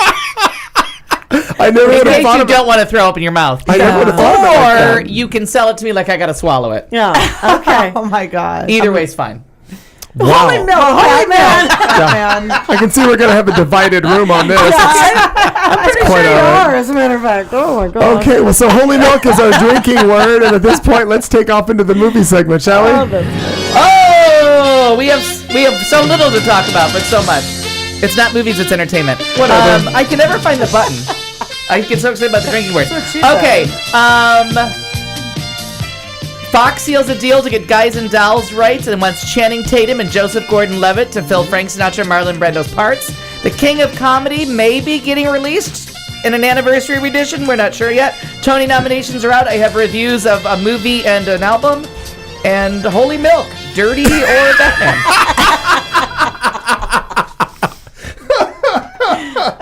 Okay, and a little touch of today in history. Today is Cloris Leachman's birthday, and I just want to find out how old the old bag is. Well, they posted a picture. I saw it on Facebook. A Hot in Cleveland site. They had She's a picture only of, 87. They had a picture of her and Betty White, and I'm like, this picture was taken, like, happy birthday, Cloris Leachman, blah, blah, blah, blah, blah. And the picture was, like, from 85. Oh, no, the picture on IMDb is fairly recent. 87, so Spring Chicken, Academy Award winner for the Last Picture Show. Right. And you got to remember that in the height of the Mary Tyler Moore Show, this bitch won an Oscar. Like, she went off, did a movie. I didn't know that. Yeah, like year 2 of the Mary Tyler Moore Show. Because she was For always... what? She was right. For the Last Picture Show. I know you never heard of it, but anyways, you'll love it. Is that anything like the Rocky Horror Picture Show? But not very similar. Not very Black similar, and White. yeah. It's where we get Sybil Shepherd from. It's where Jeff Bridges became famous. Okay. You get Bo Bridges from it too. Fantastic movie about a little town in Texas. They tried to do a sequel to it years later that sucked. Oh wait, I have a link to the other. I have a link to my other story. Now this is exciting only to me. So go to the bathroom. Do what you got to do here. Yeah, but you can talk to yourself at home all the time. So I think we'll stay. I thought this was a link, but it's not looking like a link now. Okay, so we're just gonna make this up. Fox Features. We'll say 20th Century I thought Fox. we were back. I thought but we were I don't think they news. call themselves 20th Century Fox anymore because we're no longer in the 20th century. So I'm not sure if it's Fox Focus or Fox. What version of Fox Films? You don't know what a 20th Century Fox is? No. I don't know what they're calling themselves now. I don't either. I'm like, But I've never thought about it. They might just be Fox Films, but they have bought the rights for Guys and Dolls with the hope of, since the Academy Awards, getting Tatum Channing and Joseph Gordon-Levitt, Tatum. Whatever. Mm-hmm. Oh, I think Channing Tatum. I do have that right. Okay. And Joseph Gordon-Levitt, who is my husband, and whatever that other boy's name is, will just be standing somewhere nearby toasting us. Okay. Because Joseph Gordon-Levitt's dream is to do a musical. He would prefer a Broadway musical, but he's willing to do a screen musical. Love him, sure. I'm uncertain I'm uncertain about the whole thing because Guys and Dolls is not the worst movie ever made. Oh my God, I feel the exact opposite. Not necessarily the movie, because when I saw it, it was probably a 1990 Ironwood High School production. Then it should have been good because you can't fuck that up. And I fell in love with it. Yeah. I think it was one of the first musicals that it was one of the first times, because my cousin was in it, and so I was 4 years younger, so I was in junior high, whatever, and she was in the play, and I fell in love with theater with Guys and Dolls. I love it so much, and I hear the music, it takes me back to that place of first discovering musical theater, and I just have this really... What a wonderful way to jump into musical theater. It's probably probably the greatest score ever written for the American theater. I love it. Quite possibly... When you meet a gent paying all kinds of rent. I know. We'll stop there. Do it, yeah. Clayton's making eyes. He doesn't want to get... Yeah, we don't My want to pay nipples for got that. hard while you were saying that. Goosebumps, right? I love it Can bet he's playing it on Sundowns. so much. I love it and when so J.K. much. Simmons was the rapist in Oz, I had to stop watching because he's the guy from Guys and Dolls. I saw the 90s version. But wait, Broadway. so the movie version with Marlon Brando and Frank Sinatra. The Sinatra. only person in the entire cast that can sing is Frank Sinatra. Yeah, I just remember Frank Sinatra. It's one of Lesser and Lowe's greatest musicals, and I can't remember if it's the widow of Lesser or the widow of Lowe who heard Marlon Brando sing "Nighttime is my time." It's my time of night. Yeah. Oh my God, my nipples are hard for this entire exchange. Goosebumps. Totally goosebumps. Mine aren't. So he's standing in the middle of New York. No idea what's at Not 4 that same o'clock in the feeling. morning, and he's singing about "This is my time of night." Like the tourists are all gone. We're just here with the bright lights on Broadway, and it's nighttime is my time of night. My time of this is my kind of town. And she told them to cut that song because Marlon Brando couldn't sing it. She was like, that is my husband, my dead husband's, may he rest in peace, favorite song, and that motherfucker is not going to ruin that on screen. Okay. So the score got butchered because the wife was like, And if I'm not mistaken, she's still alive, which I don't even know how that's possible. Okay. But they finally they have the rights from her, and that is the goal, is to get the two of them to do it. And if you've seen... But is Channing Tatum going to be good? Yes, he Because can. he might look Did you see sexy him on on the stage. I know we were all drunk, but at the Oscars, he Yeah. could dance. And if it depends on who he sings. He can dance. I watched Magic Mike, And but again, he's a horrible actor. But we're going to get to that problem that they had with Marlon Brando, is that this score is glorious. It is so glorious. I'm glad we're back on this. Yeah, I'm glad we're on the It's same so page glorious. about that. So he has to be able to sing, because Joseph Gordon-Levitt can actually sing. Yeah. I've heard it done, and he's got a lovely voice. Yes. So whether or not... So that was what worries me. I just don't think that Channing Tatum is a triple threat, like quadruple threat. Like, he's not sexy, also a good dancer, and he can act, which he can't really, and he can sing. No, it's Channing Tatum. And then we got to get a girl in there to sing "I've Never Been in Love Before," because that song. Holy milk, Batman! The way that you guys are singing is fabulous. It's gorgeous. It is. May I interrupt you for just a moment? Yeah. I need to I need to blend this right quick. Hang on. Oh, it's a delicious. Oh, I made a mess. It's vodka, lemonade, and a mess. Brought to you by Hamilton Beach. Yeah, 1977. When alcohol meets electricity, and I gotta jazz this fucker up. All right. Okay, so I'm gonna go home and watch Guys and Dolls. I think. No, but I'll just listen to clips of it. Everybody from the '90s recording the cast recording. That's all they ever released. It's Nathan Lane. It's, duh. What's the guy with the yellow teeth? Love him. Peter Gallagher with the yellow teeth. Oh, yeah. Peter Gallagher, Faith Prince, Nathan Lane, Jesse DeGuzman. J.K. Simmons. Oh my God, the cast is phenomenal. I saw it in the 90s. Oh, at Nathan Lane. Yeah. So good. And he plays I Nathan would agree Detroit. with that, Nathan Detroit. Oh my God, so good. So excited if that actually comes to fruition. I got a horse right here. His name is Paul Revere, and there's a guy that says that The weather's clear. Can do. This guy says the horse can do. If he says the horse can do. My name is Valentine. I got the morning. Okay, remember the thing about copyrighted material? Having to pay things. So I gotta sell my house just to pay for that my song. dream. Okay, get into my horse. Sorry. Okay, It was so good. Okay, So good. So, well, we really gayed out on that one. Yeah. So the Tribeca Film Festival is this week in New York, and the Tribeca Film Festival was just a little thing that Robert De Niro started in Tribeca, just as a way to encourage people to come back to downtown. He started a little film festival in 2002 or 3. I thought it was right because it was right after 9/11. Right, I think it was 2002, but for some reason I think they're celebrating their 10th anniversary, so I'm not sure which. Yeah, because he was like, "You've got to come back." Yeah, you've got to come back, and it was a way to. And now it's like huge. It goes on for weeks. It's one of the longest film festivals. They show like 150 films, but they're ending it with the King of Comedy. And swear to God, this is one of 2 movie reviews of old movies. Martin Scorsese, Jerry Lewis, Robert De Niro, Sandra Bernhardt, in one of the funniest. It was a giant flop because no one knew what the hell to do with the Martin Scorsese comedy at the time. It is so fucking funny. Jerry Lewis plays like a Johnny Carson type, and Robert De Niro is an absolutely insane person that's stalking Johnny Carson to get on what is the equivalent of the Tonight Show. And he's insane, and he has like mannequins of Liza Minnelli in his apartment. And it's so like inside baseball, crazy funny. And I'm hoping that because they're doing this big celebration of the 30th anniversary, that we will get a good version or a Blu-ray, or they're going to reintroduce have a big marketing push. But if you haven't seen it, it's available on Amazon.com. There's 3 copies left according to them. I just checked before we went on the air.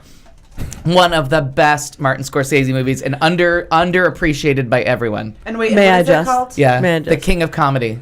Holy milk! We should get onto Amazon and see which one of us can get that first. Yeah. Well, Go ahead, Clayton. I was good. embarrassed that I don't have it. Yeah. Okay. Well, now there are 2. So I'll get rid of the short part. So before I came here, because I'm suffering from adult rapid onset narcolepsy, because I just keep falling asleep in places because I'm so goddamn fucking tired. Camp. If you have never seen Camp, Yeah, that's good. I feel like I have. Yeah, it is really good. it is about Camp Ovation, which is it's called Stage Door. Is the real camp in upstate New York for theater queens is called Stage Door, and this is it's written and directed by a guy that actually went to this camp, and some of the kids they just changed the sign, and half the cast are not famous because they just were at camp that summer and got to be part of this movie. But it's where we get Anna Kendrick from. Because Anna Kendrick, fresh from Broadway, she was supposed to have a small part in it, and they just kept writing it bigger and bigger because she's so fucking good in this. And the best part is when the guy looks at her and he goes, "You are one scary little girl." But if you're into theater, the jokes are hysterical. When she goes, "Have we met? We did Night Mother last year," which is a 2-person play about a mother and daughter where the mother commits suicide. Holy milk! And the straight guy is like trying to like make friends with the gay guy, and he goes, "Is that your dad?" He's like, "No, that's Stephen Sondheim." It's just there's so many little in theater jokes where the black kids complain about colorblind casting that they're in the 2 black guys are in Fiddler on the Roof, so then they do Dreamgirls with all white people, and then it's fucking hysterical. Who is it? Who else is in this? No, but there's not one famous person in Who this am movie. I thinking of with RuPaul? Oh, you're thinking of But I'm a Cheerleader. Okay. Which is That's fantastic. why I was like, because it's camp. I thought it was the same thing. I'll do a movie recommendation because But I'm a Cheerleader is fucking hysterical. Because I'm sitting here looking at you like, none of that was in what I saw. Yeah, no. Like, none of it RuPaul was in a movie called But I'm a Cheerleader? And my it's God, it's fantastic. fucking Diana hysterical. Scarwood. God, what is that other really funny? Drop Dead Gorgeous. Clea Stop, Duvall. that's another Right. funny Same movie think along the about same time. lines. All Yeah. time. Same line of just a good So time. awesome. And then I have to because And RuPaul plays like a... it's a homo nomo camp Yeah. where they send all these people to homo nomo camp to get them to convert them. Okay. And they have to go through all these exercises to make them straight, but they're all just big old queers. And Clea Duvall is in there, and I can't remember the girl from American Pie. She's the cheerleader that comes... Allison... something or other. Hannigan, whatever? No. No, Tara Reid. No. Even whiter and purer than that. I can't think. Maybe she's not from American Pie, but she's Tara good. Reid's not pure. No, Tara Reid's not. She's a gigantic She's the whore. driven snow. She's not pure as. Yes. So, and just because I'm late to this camp, I just to use a pun, but holy milk. I know nothing until Justin Timberlake started acting. I was unfamiliar with this creature. Okay. Like I don't even really know the boy band he was in. I couldn't. Insane. I actually really liked it. It's embarrassing. Yeah, but I honestly no. But I mean, it just swam out of my radar. I love him now. I'm a big fan. He's another pretty brilliant. I think he's very funny. He's I thought he was musically good.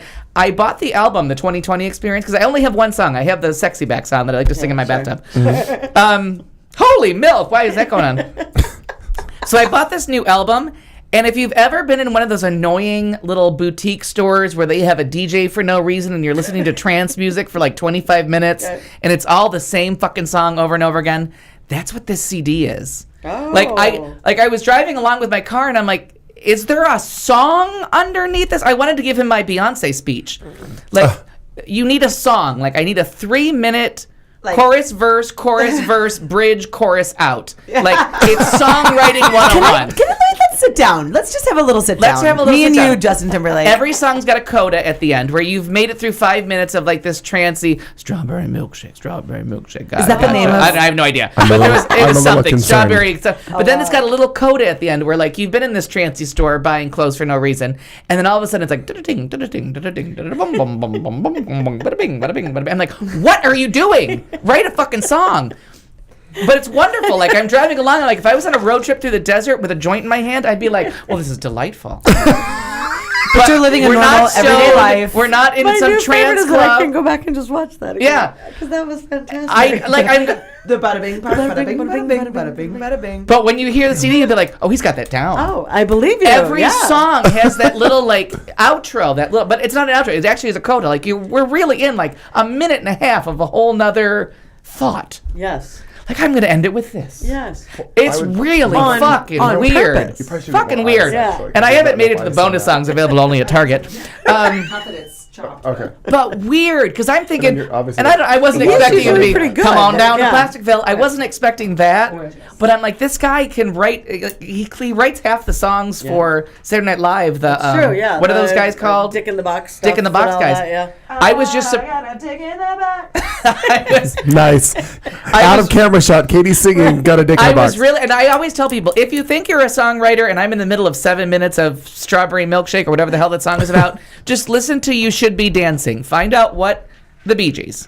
Find out what a hook is, because they put 7 in there, so you can pick your favorite. Sure. Yeah. There you got a choice of hooks to go with. Oh my God, you know who the worst? You've got a verse, a chorus, Beyonce. Worst, no, Wyclef. Yeah, oh yeah. And the Black Eyed Peas pre-Fergie, look them up, were fucking amazing. Oh, yes. Yay! Rock DJ with Macy Gray. They have so many good songs. They were and then they're thinking about my lady humps or something. What a goddamn that? song. Yes, their old songs were so good. And now his most recent song, when I was watching the X Factor, and they said, and now, this is last season, our first live premiere of Britney Spears' new song, and all she does is, it's Britney, bitch. And then she made like $1 million, probably like $7 million, and it was, I'm up in the club. All eyes on us. And it was that over and over. And she couldn't even sing I it. wanted to commit suicide. Because I call her virtually talent-free. I will tell you now, you were more on key and did not have to be auto-tuned to get that phrase on. Yes. Thank you, actually. Acapella, holy milk, you're almost always on key. All right, so now we're going to go to the Tony nomination. Wait, one more thing about a horrible TV show that everyone really needs to tune into. It's along the lines... And by everyone, I'm pretty much talking to Al. Okay. It's along the lines of what camp may or may not be. I've never seen it. Oh, you've got to see it. I have it. I bought 2 copies in case I ever get one stolen. So does that mean there's only one left? Yeah. Okay. I don't think that I talked about this last week. I don't recall, but it's called Off Pitch. Did I bring this up last week? I don't recall you bringing this up. So it's on VH1. It is a reality series about an adult glee club. Oh. And if they've already called it Off Pitch, you know you're in trouble. Katie, do me a favor right quick. Yeah. Just turn around. Say that whole, when you said that it's Britney bitch thing. Oh. Okay, stand by. I want you to say it say it right. It's Britney bitch. Okay, that's all I needed. Perfect. It's Britney bitch. There we go. It's Britney, bitch. Very good. See the Songify app on the phone. That's awesome. And we've already auto-tuned Pretty it. much. Yeah. I could have been making millions. And you started off 1,000 times more talented than she did. 1,000 times. She was a Mouseketeer, though. Yes. And Just then saying. she started doing lots I of think drugs. everybody tried to go all Boy Scouts at 18 and turn in their card when they found out she was among their number. She's talent free. That bitch is she's got nothing. Virtually talent. Virtually talent. Kevin Basso would completely disagree with you. I've been on car trips with him, and when I worked at BS West, we had a rule: you get 1 Britney Spears song a night, 2 if it's more than 4-hour shift. Okay. But that was it. Because I had to work with Casey Stafford, that fucker. Oh, yeah. And Kevin Dass. I had to work with the whole goddamn fan club. I forgot about Casey Stafford. Yeah. Okay, Casey's wait. So great. this I this see off Casey pitch. all the time. He's nice. Because Kelly and I she tapes it because I love Glee. So she goes, oh, let's watch this. So the other day we put it on, and we are both laughing, but in a really uncomfortable way, and looking at each other, going, "This is fake, right? Like this is literally not a real thing." And I'm dumbfounded. I cannot change the channel because I'm like, this has to be a mockumentary. This is a mockumentary. Best in show. Yes, this is a Christopher Guest joint. This is not real. A Christopher Guest joint. Yeah. You'll love that. So I start kind of Googling because it literally has the one straight guy that's in the choir. You have to add vodka. They're about to. Why am I holding this? There's no. Oh, it's just lemon. It's just lemon. It's just lemon, right? So add your vodka. Tasty. It's good with vodka in it. That's enough. That's enough. It's this show. The one straight guy in the show. They're all doing they're coming back to do their auditions, and he doesn't know if he's going to make it, and he's got this really horrible long hair. And every time, and the girls are swooning. They're like, oh, and the gay directors are like, he's so dreamy. And they cut to him, and he's got the most ugly crying face going, I don't think I'm going to make it. Oh, no. And I'm like, this is fake. It's totally fake. No, I find a gigantic long NPR story about this thing. It is off pitch. That's what it's show. It's Holy called milk! I can't wait Off to watch it. A show choir story from the American Midwest. They cannot dance. They cannot sing. They are. You used the word Midwest. All of that was assumed. They are all. Shut up. I'm from the Midwest. When was the last time you got up and danced? No. I was in December in Hollywood when I met Jason Medina. Okay, all right. Okay. So there were no witnesses. I feel like it's from Minnesota. No, La Crosse, Wisconsin. It was his girlfriend from Niagara Falls. Yeah, he grudge fucked that bitch. She's pissed. There was no Niagara Falls. You know, it's a line from every movie. Oh. I have a girlfriend in Niagara. It's from Breakfast Club. Okay, so it says it's a mashup variation on redneck shows, some pointing and laughing at delusions of grandeur, like The Housewives, and a generous dollop of Waiting for Guffman. Ladies and gentlemen, if you have not seen Waiting for Guffman, I don't know what's wrong with your life. They're called the Grand River Singers from La Crosse, Wisconsin. The Grand River Singers. GRS is what they call themselves. Please, God, everyone watch. I've got to look that up. Off pitch. It's hideous. It almost sounds like it's an episode of Modern Family where Cam is trying to do something. Yes, That's what that sounds like. Yes, the director is Cam from that show, but he's not faking it. Wait, their choir directors like Cam? Oh my God, yes, it's a gay couple. I am so on board with this show. I gotta find this show right. You guys, it is really something to behold. I was gonna go outside tomorrow, but I just decided against it. Wow. Okay, so my last, I'll just do a quick recap of the Tony Award nominations. Mm-hmm. Best Musical, Bring It On the Musical made it. I'm surprised. A Christmas Story the Musical, clearly a weak year. Kinky Boots the Musical, which we talked about. And Matilda the Musical. I think Kinky Boots can just shine up their trophy mantle now. I think we got this one down. So. Best revival of a play, a couple of good ones. The Trip to Bountiful was redone with a black cast, and it got really good reviews. And The Trip to Bountiful, personal story, I was very, very, very, very, very bitter about Geraldine Page winning the Oscar for that movie in 1986. And I actually stopped a bus in France, because that's the year that I missed the Oscars and had to find out in France who won. Still pissed off to this day, but I can't remember who I wanted to win, but it might have been Whoopi Goldberg for The Color Purple. So I hate this movie just on principle. But then I've seen it, and it's lovely, and Geraldine Page is probably the greatest American actress ever. But anyways, they did this cast. Fabulous. Drinking. How'd you stop a bus in France is what I want to know. Because I have he said, holy milk, Batman. Holy milk, Did you Batman. scream or something? They're like, yeah. So, but I well, it was a tour bus, so I was paying. So best. So the trip to Bonneville, the new version of Who's Afraid of Virginia Woolf that was just mounted. I saw a version a couple years ago with Kathleen Turner as a boozy bar hound, and she was phenomenal. Oh, we talked about Utah.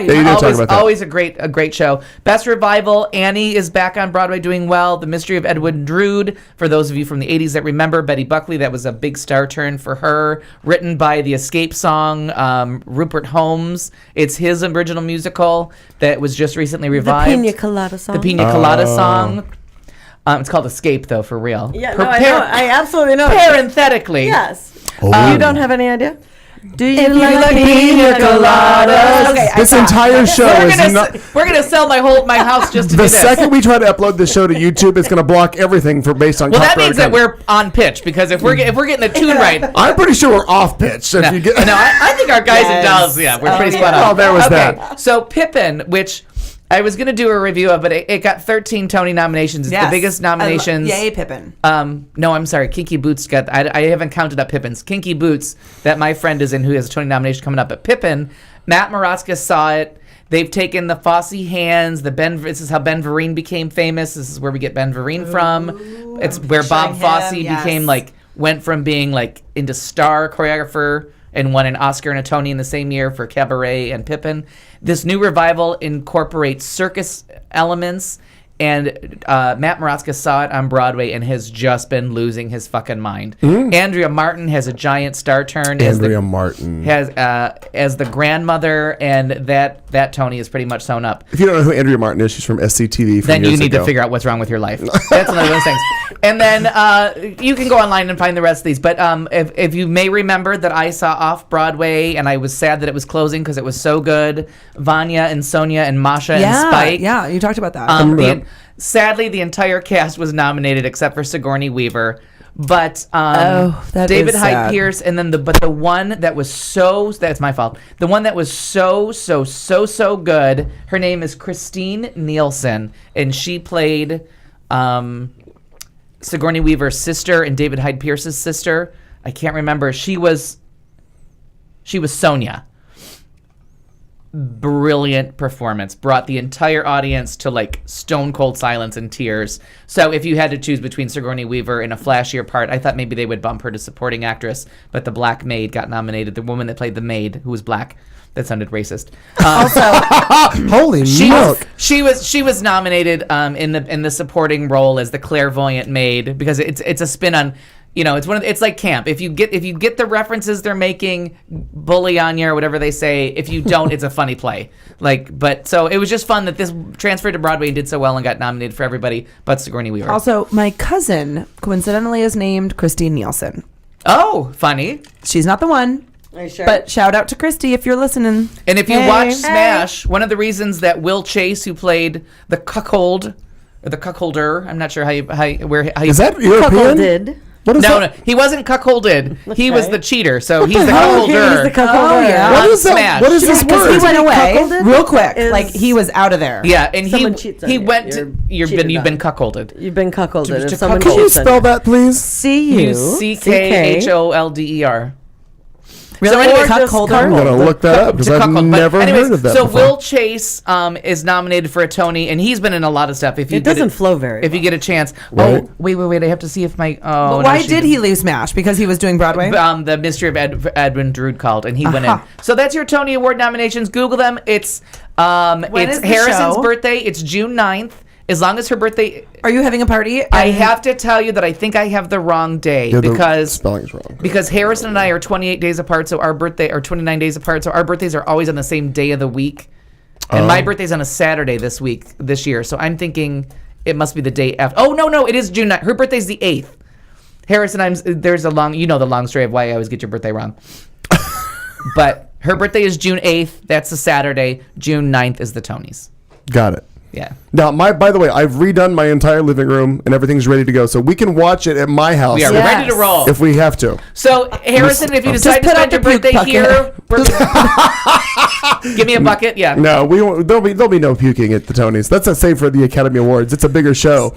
But I get just as hyperactive excited, and it is the most entertaining award June show 9th. of the year. Is that what we said? June 9th? Yeah. All right, I don't know why I excited. act like it's secret. Her birthday is June 8th. My official adoption date is June 9th. So my birth certificate looks like I'm born on June 9th. But you were born on the 8th. No, I'm born on the He was 11th born of a on the different 11th month. of May. Oh, but I love But my that's like your but why do my I have official. You have that written down at home. So if you look at my what is my birth certificate, which is not a real birth certificate, it's just this form that's been filled out. It looks like I was born on June 9th of 1969. I like it. I do too because it makes me younger. But I do too. But holy milk, it's a lie. Wait, but when you was thinking celebrate like your this. birthday, I don't have anything to do with that date, but that date always stays in my head. so you because, celebrate your actual Yeah. being pushed out day. You were shot out of the cannon. Yeah, shot out of the cannon day. That's what we got with. Okay. Yeah, but that always stays in the back of my mind I because don't know. June 9th, 1969. It just sounds Wait a good. minute. that would be 6969 if you do the math. Oh, But good. no, That's the day I I feel was like you adopted. put that out there. Total- Adopt me on this day. totally separating from any entertainment thing. I've known you for many, many years, and I knew you were adopted, and I know that there was a short time span between when you shot out of the cannon and 3 days. I came home on Mother's Day. Okay, so Because it's a legal process. My parents did no planning. I was stolen from the hospital. no, I know, I understand that. So I it took 2 Great. years for all the Okay. paperwork to come through. So Oh, I don't, wow, I really? don't, yeah, because New York seals adoption records. I don't have a birth certificate. I have this form. So usually when I show it to someone, they're like, "Is your birthday May 11th?" Yeah, where are you? or 6969. Wait, so People can do math. You just said 2 years, so we Yeah. can figure this Yeah. out. I want to make it harder. Holy Bill, make it work for it. But wait, did you? So you have? So the adoption records are totally sealed. So you don't. Totally, I have no idea. And would you choose to? I always say I'm going to, but I'm too lazy. But you know what's really weird about Whenever you go through something, always remember with me, laziness triumphs. Unless you're talking Hugely. about movies or the Grammys, Right. Oscars. He or likes to Grammys. procrastinate, but he'll do it tomorrow. No, what I think is interesting though about this, the fact that he's adopted. If you meet his sisters, Yeah. you have no clue. It's like, were you all adopted from the same person? Because they look alike, they act alike. Yeah, It's No, really, the weird part is we sound alike. it's interesting. Like if either of those two could sing, we would harmonize. Because Yeah. we have the same pitch of awful voices. Like we have the same nasty, shitty tone. No, but I feel like it happens though. Like you morph into this version or this family that you have. Because I know a kid who is adopted. I swear to God, he looks exactly like his father, but they have no Genetic cross, connection, right. and he looks. It's like a bizarre spitting image. It is so weird. very- it is interesting. My mom used to say she had to adopt a child to look like her. Yeah. No, you are your mother's daughter. Correct. But your father, you were adopted in that by way. him. Correct. Right. Right. Buzz adopted me Which is where the January. Buzzy comes from, by yeah, the that's way. where Buzzy comes from in my email address. But Buzz adopted me. I feel like I my love Buzz. dad. Good guy, love yeah. Buzz, yeah. In January of 1970. So Oh. born Thanksgiving Day, and then he adopted me that day. So anyway, the interesting correlation with that is that my friend Shelly came over, and my dad used to go to all my softball games and go to all the whatever sporting events. And my friend Shelly, when my dad died when I was 17, and Shelly came over like a year or two later and was looking at pictures, and she picked up. She goes, "God, you look just like Buzz." She's like, "I can't believe how much you and your dad look alike," and just kind of going on and on. Well, I had learned at 13 that there was this other guy, sperm involved. Sperm in donor. The Yeah, sperm donor. yeah. And I thought, I don't think there was holy milk involved. there was no holy milk. Okay, just making sure. The dirty kind. But and I had just spoken with his name is Frank. I had just spoken with Frank, maybe 3 months before Shelley makes this comment For the first time. ever. Yeah, and so I said, "Do you think so?" Because a month and a half after I spoke with him, he flew me out to New Jersey, and I met him. So I had photos with him, please. Okay, go ahead. And so here I have photos with Frank, sperm donor. And so I said, "Give me a minute." And I walked into the room and I came back out and I said, "Do you think I look anything like this guy?" And she goes, "Holy shit. Yeah, you look like this guy." And then she looks back at the picture of me and Buzz, my dad, and she's like, "Oh my God." She's like, who's this guy? Yeah. And but everybody thought that I looked like Buzz. Isn't And that crazy? when my mom first met my grandmother, Buzz's mom, she's walking through the airport, and this woman comes walking toward her, and she was like, holy shit, where can I hide? Because it looked just like Frank's mom. Oh, how funny. Wow. Just like Frank's mom. Walking Do at Buzz her. and Frank look alike? No, and they didn't like each other at all. Okay. They knew each other in the service because they were in the Air Force, all of them together. Oh, I didn't know that. Yeah. Oh, Wow. my dad would have, he'd have kicked his ass. Because he was, my dad, before he was paralyzed, was like 6'2", maybe 6'2", I feel like 6'3". Buzz is a big dude. Buzz was a big dude. Yeah, yeah. that's kind of you how can't, in a chair. you can't pull off that nickname. You got to be Yeah, a I I have to picture be a Buzz certain- as like a really specific kind of guy. I really like him, and Yeah, I picture that's him awesome. though as like a specific, Yeah. like he's a big dude. Yeah, and even in his chair when he was like only 4'11", Still he big. was still a big guy. Yeah. Like he was a big presence, but it was very funny. Yeah, they didn't like each other at all. But when I look at the two pictures, I feel the same way. Like I see things, like I hear certain things in my laugh that are very much Buzz. Yeah. Do you So as still know adopted- Frank at all? Yeah, we're friends on Facebook. And I have She says with a lot of No, sincerity. well, we just have. I mean, it's not like we Not a really close go back and forth, relationship, no. but you know each other. Yeah, and with his wife, who's darling Karen. good. I have a sister and 2 half brothers. And do you know them well, No, or- because Stephanie will shoot me. I have a sister and 2 brothers. Yeah. Got it. And because I do that because people get all confused. Yeah. Well, because they're like, you're an only there's- child. I'm like, no, I'm not. And you know how you have that they call it the racism ear, where you hear the undertone. I hear that when people are like, well, Tom Cruise. But you never hear it because you say racist stuff all the time. But when they, Part of your vernacular. when they say stuff like Tom Cruise's 2 adopted children, Yes. and then his daughter. Right. Oh, yeah, that that's irritates the gross. shit out of me. But people like Valid even point, at valid my point. and everybody Yep. we've talked about this. Everybody at funerals says they just don't know what to say, That's right. and their mouth just opens and horrible things come out, and it's meant with love, but they'd be like, "Oh, you're the adopted son." right. Right. I'm sorry. How That's are you not funny. related? How are you related How are to you the related? deceased? Right, but no, but when my mom died, I was gone for so long that people would say, "Now who are you?" Yeah. And I was like, "Oh, wow," Because that's you good can at keep that time. moving. Yeah. I'm Ruthie's favorite daughter. Yeah, right. I'm the one she liked. It was very interesting because I don't know I've never heard my family refer to me as anything else. Like, it's never like pointed course. out that I'm Right. the adopted kid. I'm the one who does that. Once I found that I did that more. That's Oh, interesting. Yeah, I did that more, and I'm not sure why. Well, in fact, it didn't the grandfather that passed away, wasn't that Buzz's Dad. dad, right? Yeah. So even your connection with them it transcends Oh, obviously time, absolutely. because Buzz And died when you were 17, and you're far from that now. Yeah, but I'm 18 and a half. And a half. Yeah, by a year and a half. Okay, fine, Clayton. 3/4. I won't lie. But I mean, even in the obituary, they put and daughter-in-law Diane. I mean, even my parents were 4 years divorced when my dad passed away. Yeah. But I mean, they did that Yeah. closness is certainly. Yeah. Why do I not there. remember that part of your I life? want to I thought they were together till the end. In many ways, it seemed like that because the only person that my dad trusted, like when he was in the hospital and Yeah, because I feel like I even knew that they were divorced before Buzz died. Yeah. Yeah, I was 12 when they got divorced, and then he was like, 12 and a half. And then 12-ish. And right. And then You hadn't developed your holy milk yet. Not Jesus Christ. Say it the dirty kind. We haven't made it dirty yet. Say it different.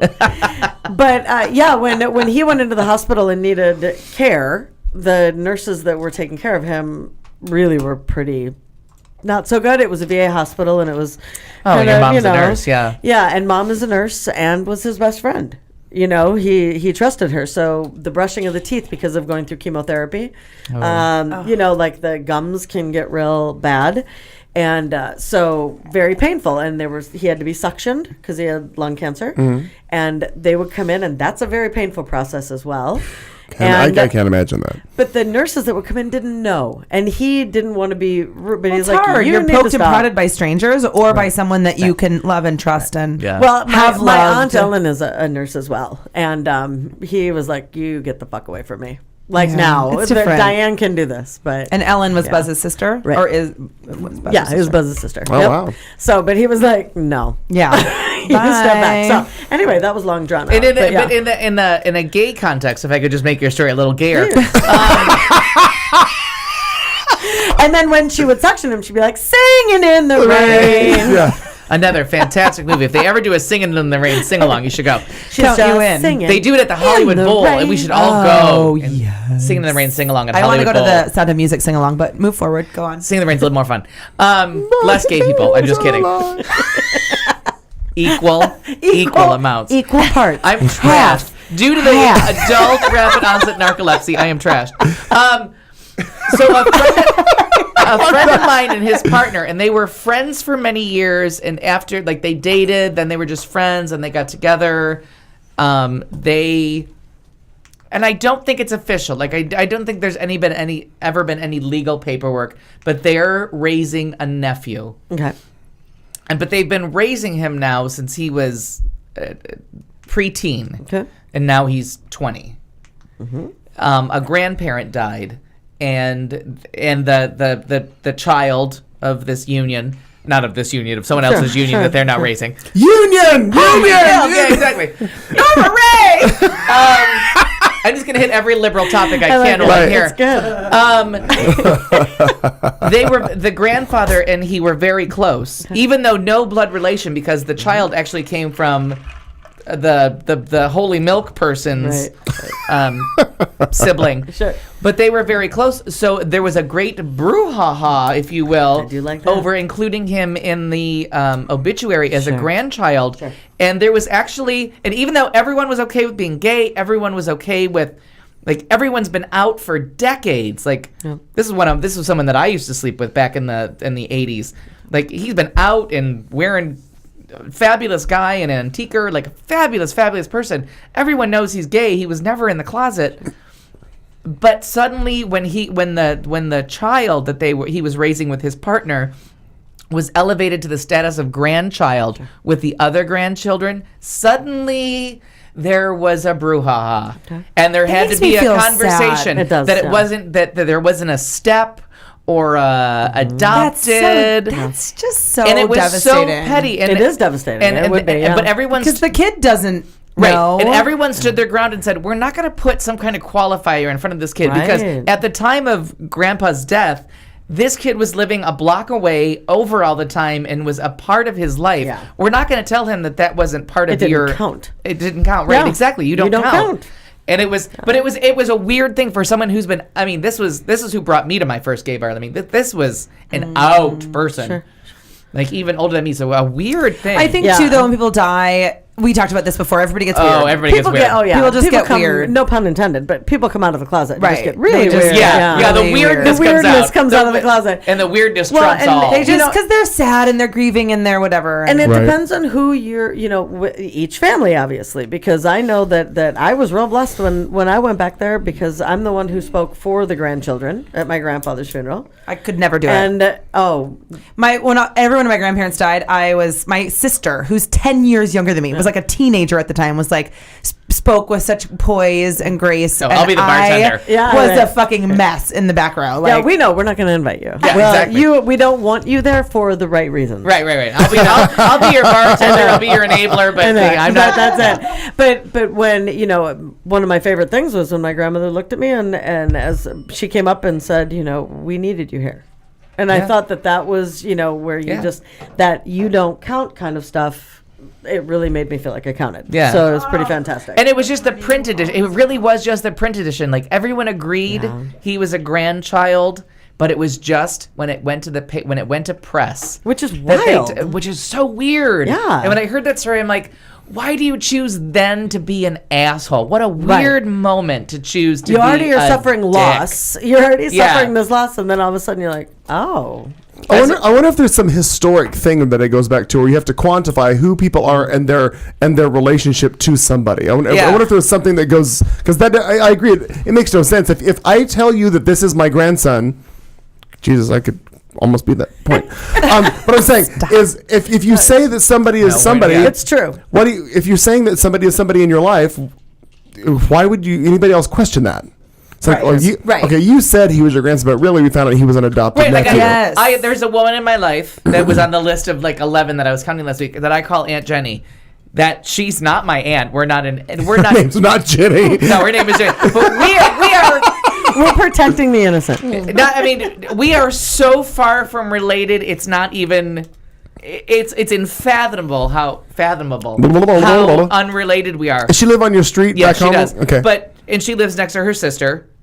You know what I mean? The Italian right, lady that makes me on my food. Right. They talk on the phone, but they're both deaf, so they might as well just open their windows and shout at because each they other. can't hear. Right. That's awesome. They sound fun. And how close are their homes? So, like, really, 4 feet. It's like 5 feet. Yeah. Right. So they're screaming through the phone at each other. But the thing is like, that's my Aunt Jenny. Like, and it's my only living aunt. I have one uncle alive. I have one living, and it's my only living aunt, but it's not my aunt. She's just a person you call Aunt Jenny. If she goes, I will be listed as her nephew. Right, but I will be listed as family. Like, it will be surviving as the adopted gay white sort of nephew, friend that I call a nephew. Right. So many quantifiers, good That's Lord. Funny. Now, who's the woman that says, haven't you ever heard of fucking That's leftovers? her sister. Oh, that's her sister. Who's not, but I don't call her anything because, like, I've never given her a relation. Got it. She's just Mrs. Kellen. She's been married since. That's not her maiden name. That's not her current but that's name. the name that it's she's the name saddled that with. I know, yeah. Got it. That's funny. She doesn't qualify. It's but I would, if anything happened to her, I'll be sad. We got off to a shaky start, but this is the end of hour 2. We're going into hour 3. We're going to have a little, probably Would You Rather, some thoughtful vulgarity. Dr. Drew's Death Den. Sports is coming up from Katy because we've managed to stamp on that for the past hour. Hour 3 is no fucking joke. We got a lot going on, so stick with us if you will. It's the show with Clayton McKee, Marnie Ryer, Katie June, and Al Perkins. We're coming to you live from Central Phoenix right now. You've been listening to The Show on Q Talk America.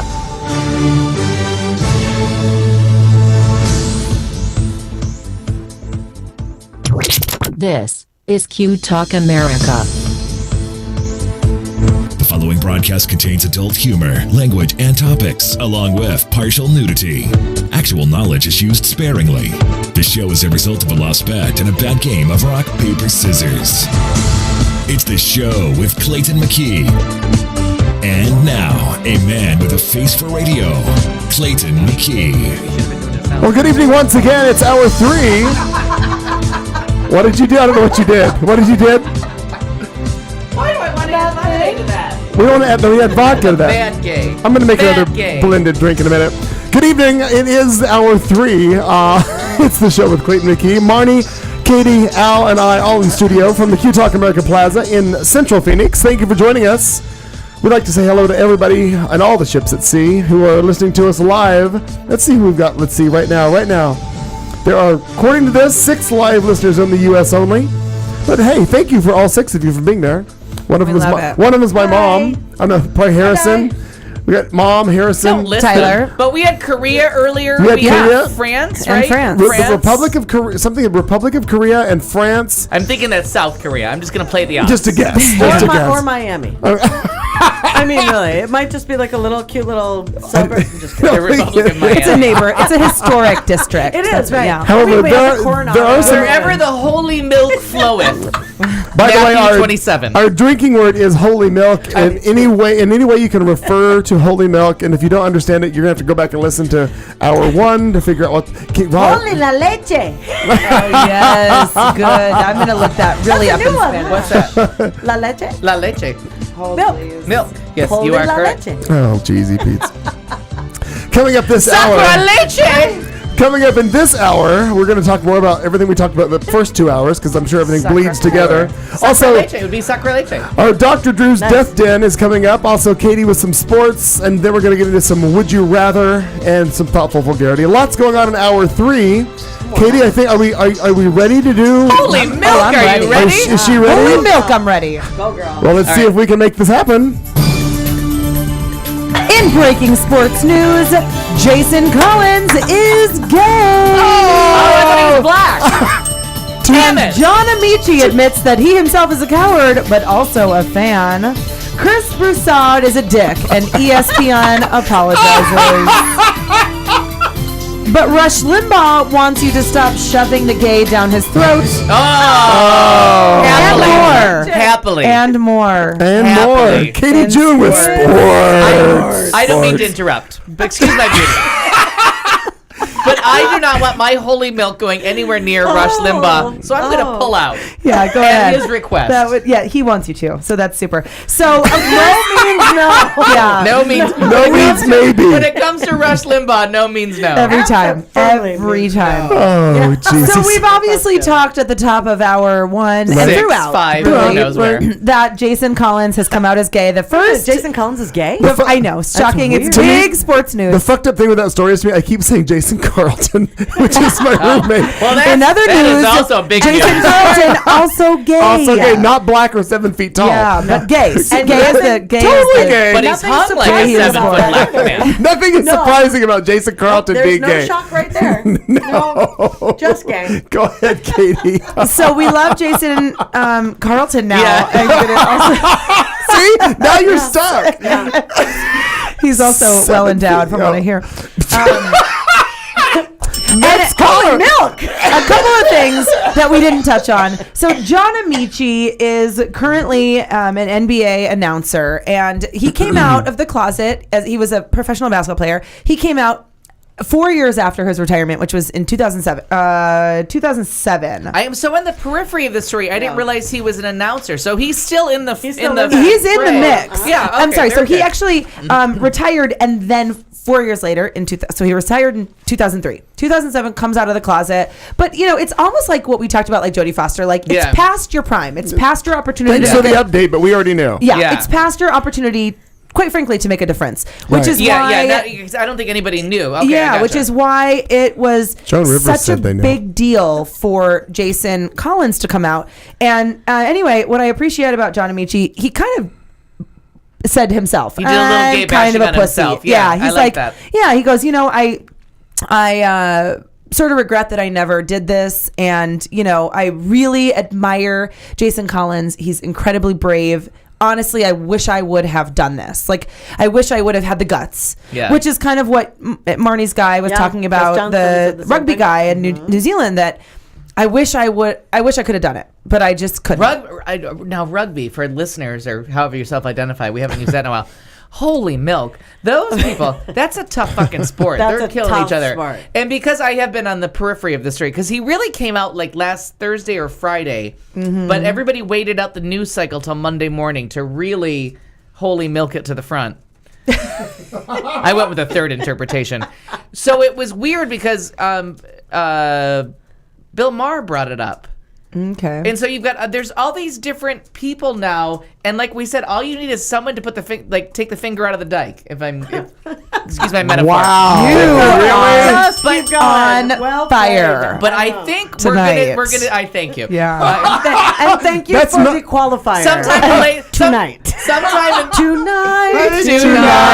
Yeah, thank you. This will never be on YouTube. It's gonna be like 3 minutes of silence. The first 20 minutes. Yeah. Actually, 20 minutes. But there's so many more. Like there's people coming from every. Sorry, they're spreading their holy milk from every direction, but that's what we were saying. We just need one person to stand up. Yeah, it's incredible. Live on TV. I am so. It's amazed incredible by this that this guy did it. But what's equally as incredible, I think, is then you look back to last week, Brittany Griner coming out and how non-story that was, and I think it's the way that you position yourself. And I talked about this last week as well. It was like, you either wait a really long time to tell your parents that you're gay, or you wait a really long time to tell the public that you're gay, and then it's hard, or you just go, so I'm gay. So don't tell Harrison, but you're my best friend for setting this up, because this is what I've been trying to say all along. I just keep talking and hoping I'll get to the point.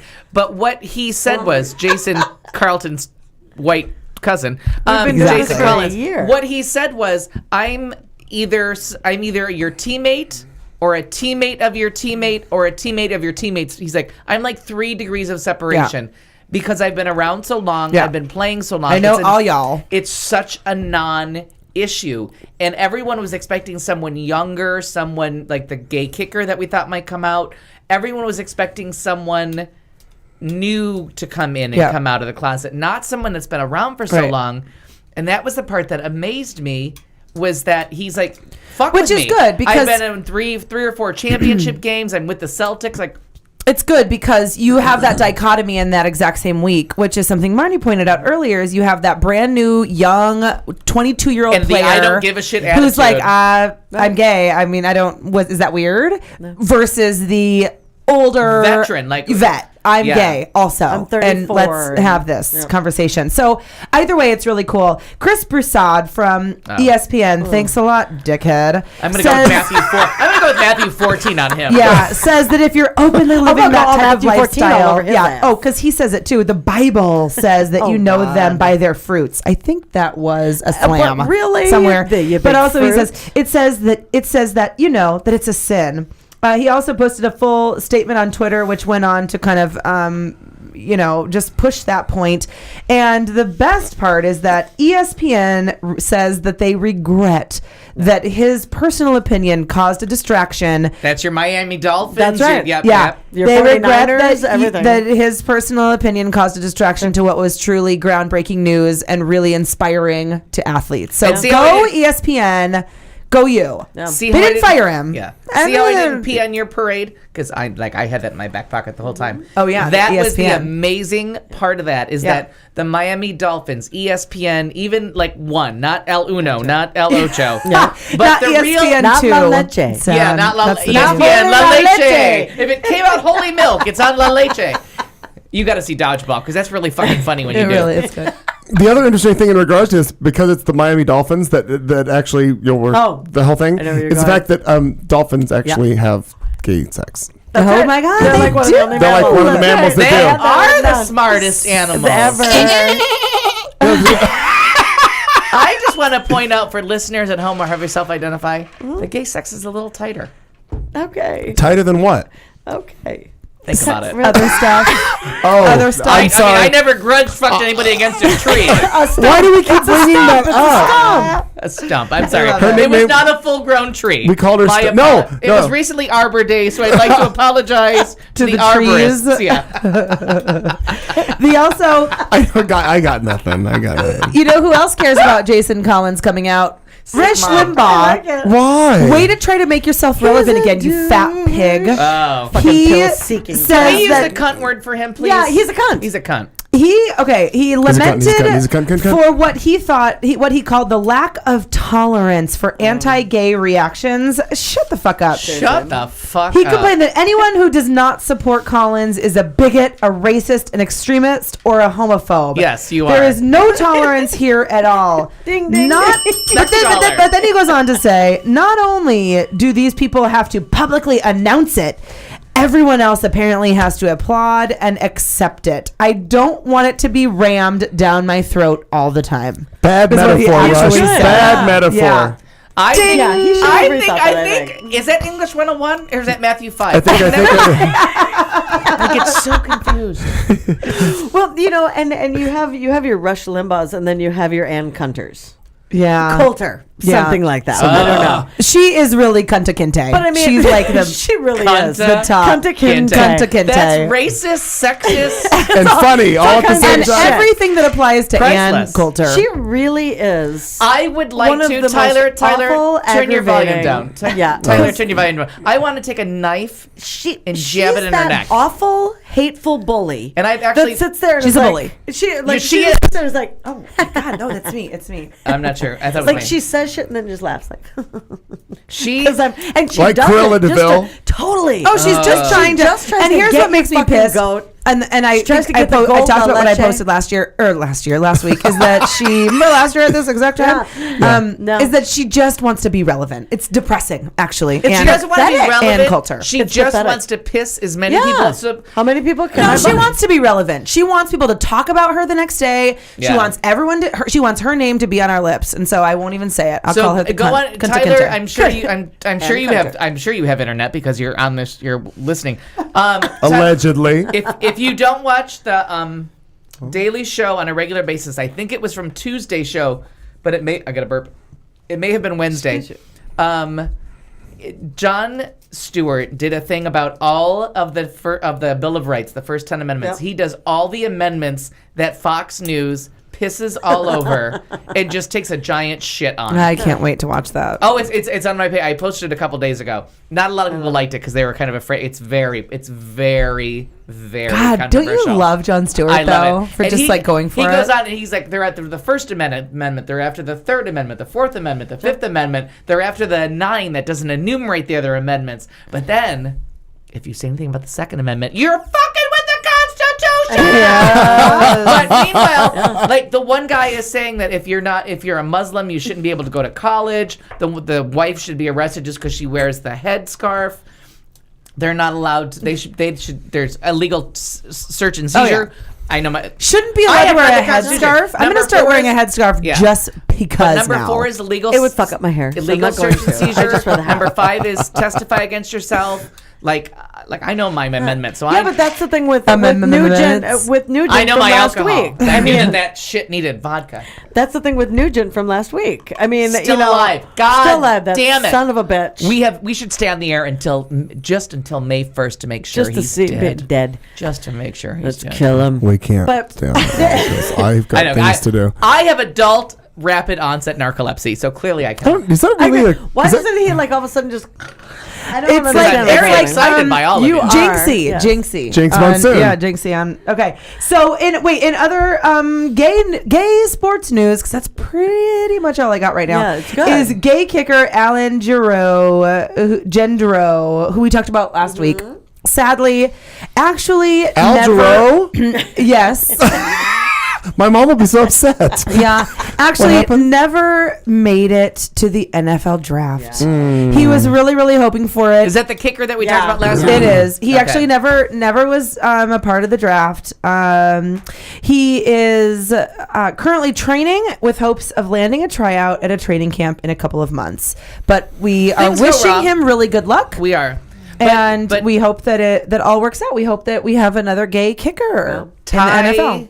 Ty Pennington? No. Okay. Ty, the catfish guy. Oh, Manti Te'o. Yeah, him.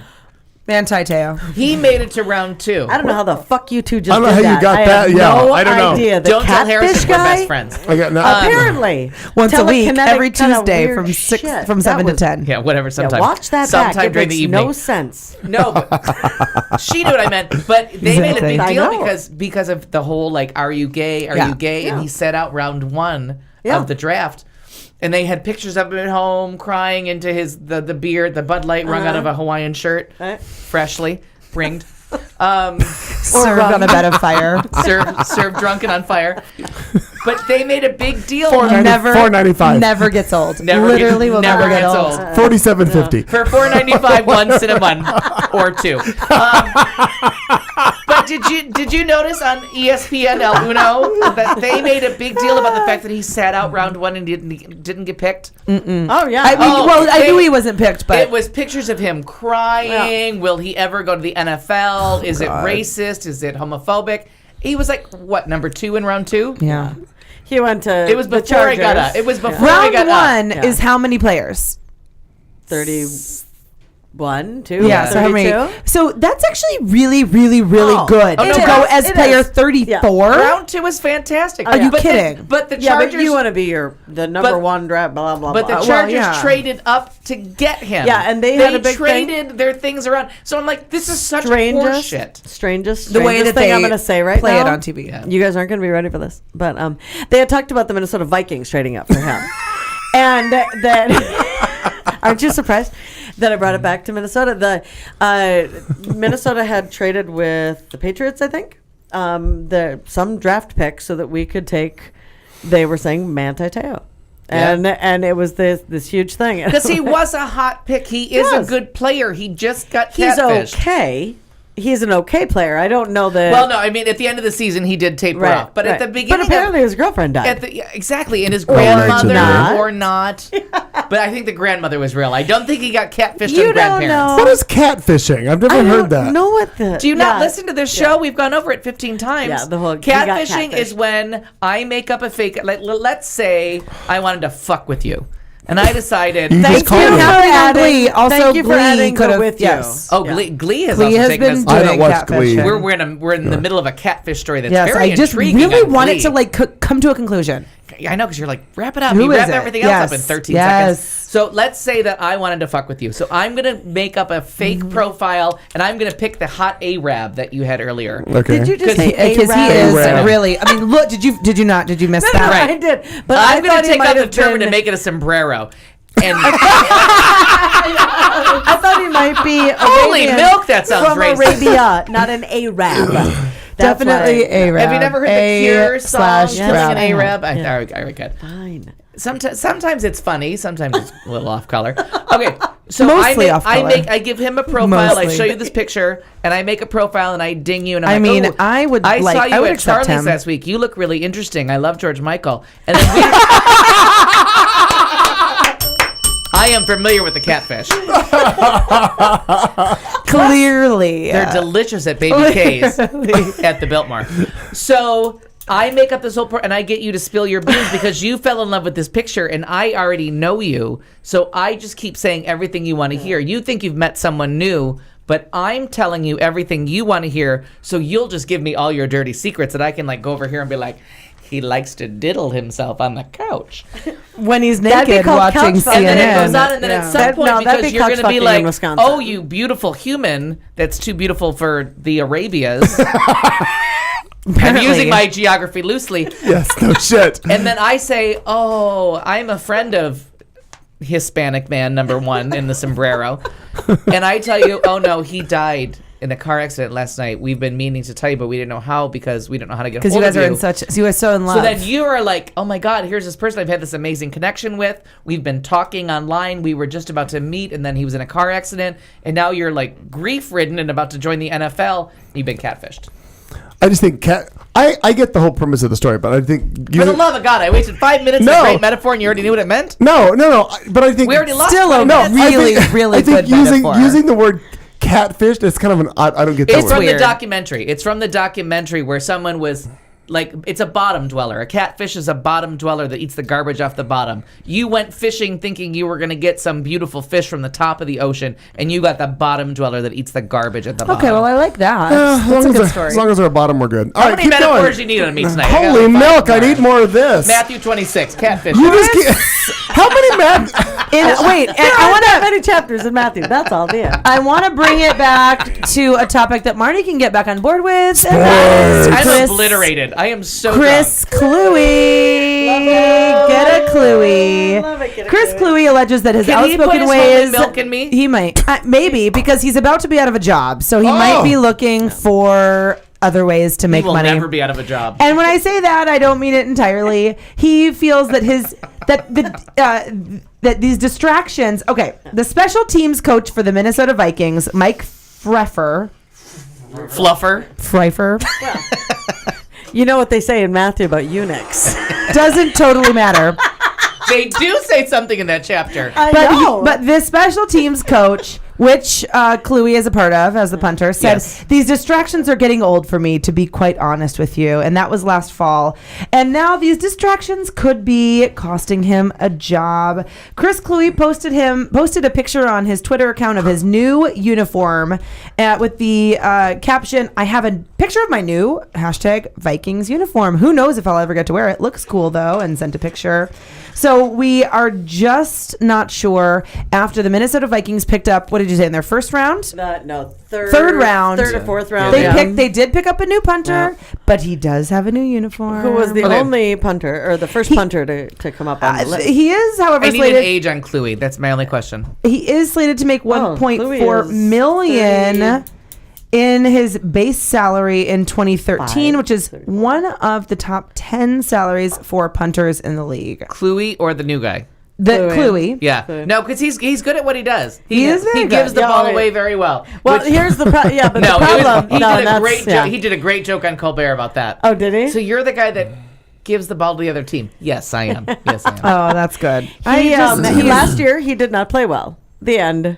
Right. I mean, he really didn't. He was okay. He was okay, but the thing But he wasn't he like did the most amazing punter He used to be ever. like somebody that as far as being good at your job, you would say, I need you to do this. And he would go out and do what needed to be done. Last year, do I think it's about gay marriage? No. Do I think it's about that agenda? No. But it might be his distractions. It could be part of it. Just not even gay marriage, but just the media blitz that has surrounded his statements. Right, because they've been all over him. He's famous now. There was another kicker or punter that should be in the Hall of Fame. And it's a huge deal that everybody is in football, inside was baseball, talking, right? Correct. At the hockey meet, where they were talking about, the idea that this guy should be, and so Kluwe put it over on his jersey, the guy's name over like the NFL logo. And so he put his name. Of course, the cameras zoomed in on it. Yeah, he is very outspoken. He's smart. He is. That's the thing. He knew. I don't think any NFL player. I think he has to be the smartest NFL player. I literally feel like most of them are not. Forgive me if there are any NFL players that are smarter, spouses or families that are listening here or abroad. But I just feel like they're not very smart. Yeah.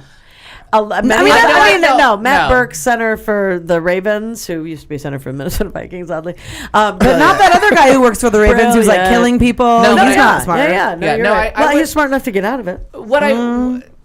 I can't. Or has enough money to hire good lawyers. What I would say with that is, if you're playing up to par, we don't care what you believe in. Absolutely, that's you can rape who you want to. If you're apparently, and we talked about that last week too. Yeah. So the last piece of very thrilling sports news. Oh, go ahead. Go on, girl. Do you like how involved we get with your sports? I do, actually. You like how not involved I get? Jesus, we'll do sound checks during this whole thing. Jesus loves ya, but he won't save your ass. Matthew 50. Matthew 49.95. He ain't gonna put bread Matthew on dollar store. Well, we're just about to be at the Matthew Dollar Store with Tim Tebow, as he was just dropped by after 1 year with the Jets, after he was traded after 2 years by the Broncos, and now he is ready again to play. Do you want to know who for? Jesus. Go ahead. Jesus, I'm ready. of course. I know. Holy milk. For the Holy milk. Omaha Beef Indoor Team, offering Tim Tebow a $75 per game contract. Oh, it's funny. And that is that is not a joke. Yeah, no, that's not a joke. They're also offering for him to be a coach in the lingerie league. Oh, because the Jaguars, Jacksonville, they had apparently been talking about him previously, and we're kind of excited. And as soon as he got dropped by the Jets, the Jaguars were like, "We were just kidding. We were totally joking." They were like, "No, we're not seriously looking at him." Now, longtime listeners will know that my actual husband, as much as I flirt with the holy milk from other people, is really Mark Sanchez. Yes, he is where all holy milk flows from. Yeah. Wow. I keep a picture of him on the cover of GQ next to my bed. He is my screensaver. Like framed though, like in a frame, like with a smooch mark on it, like a lipstick mark. Then I might have to put it down. It comes to the hand towel. I have to give it to him. I agree with him on the Mark more Sanchez. Than anything else in the world. Oh, really beautiful. Do not find pictures on your own without me. I will find it for you. Look him up. Just don't show him. Just don't show him what you're looking up. Mark Sanchez is my lover. Like we're just gonna at 9:27 on the atomic clock. I think we need a separate camera for the atomic clock. Mark Sanchez is my lover. And when they brought in that Jesus-loving, bowing down on the field, John motherfucker, yeah. Go Matthew 51 fuck you, Tim Tebow. Honest to God. Matthew this 49.95. Gotta go. And Mark Sanchez may suck. Yeah, I've looked him up. I remember. Holy milk. Next caller. Because didn't he date Eva Longoria? No. But no.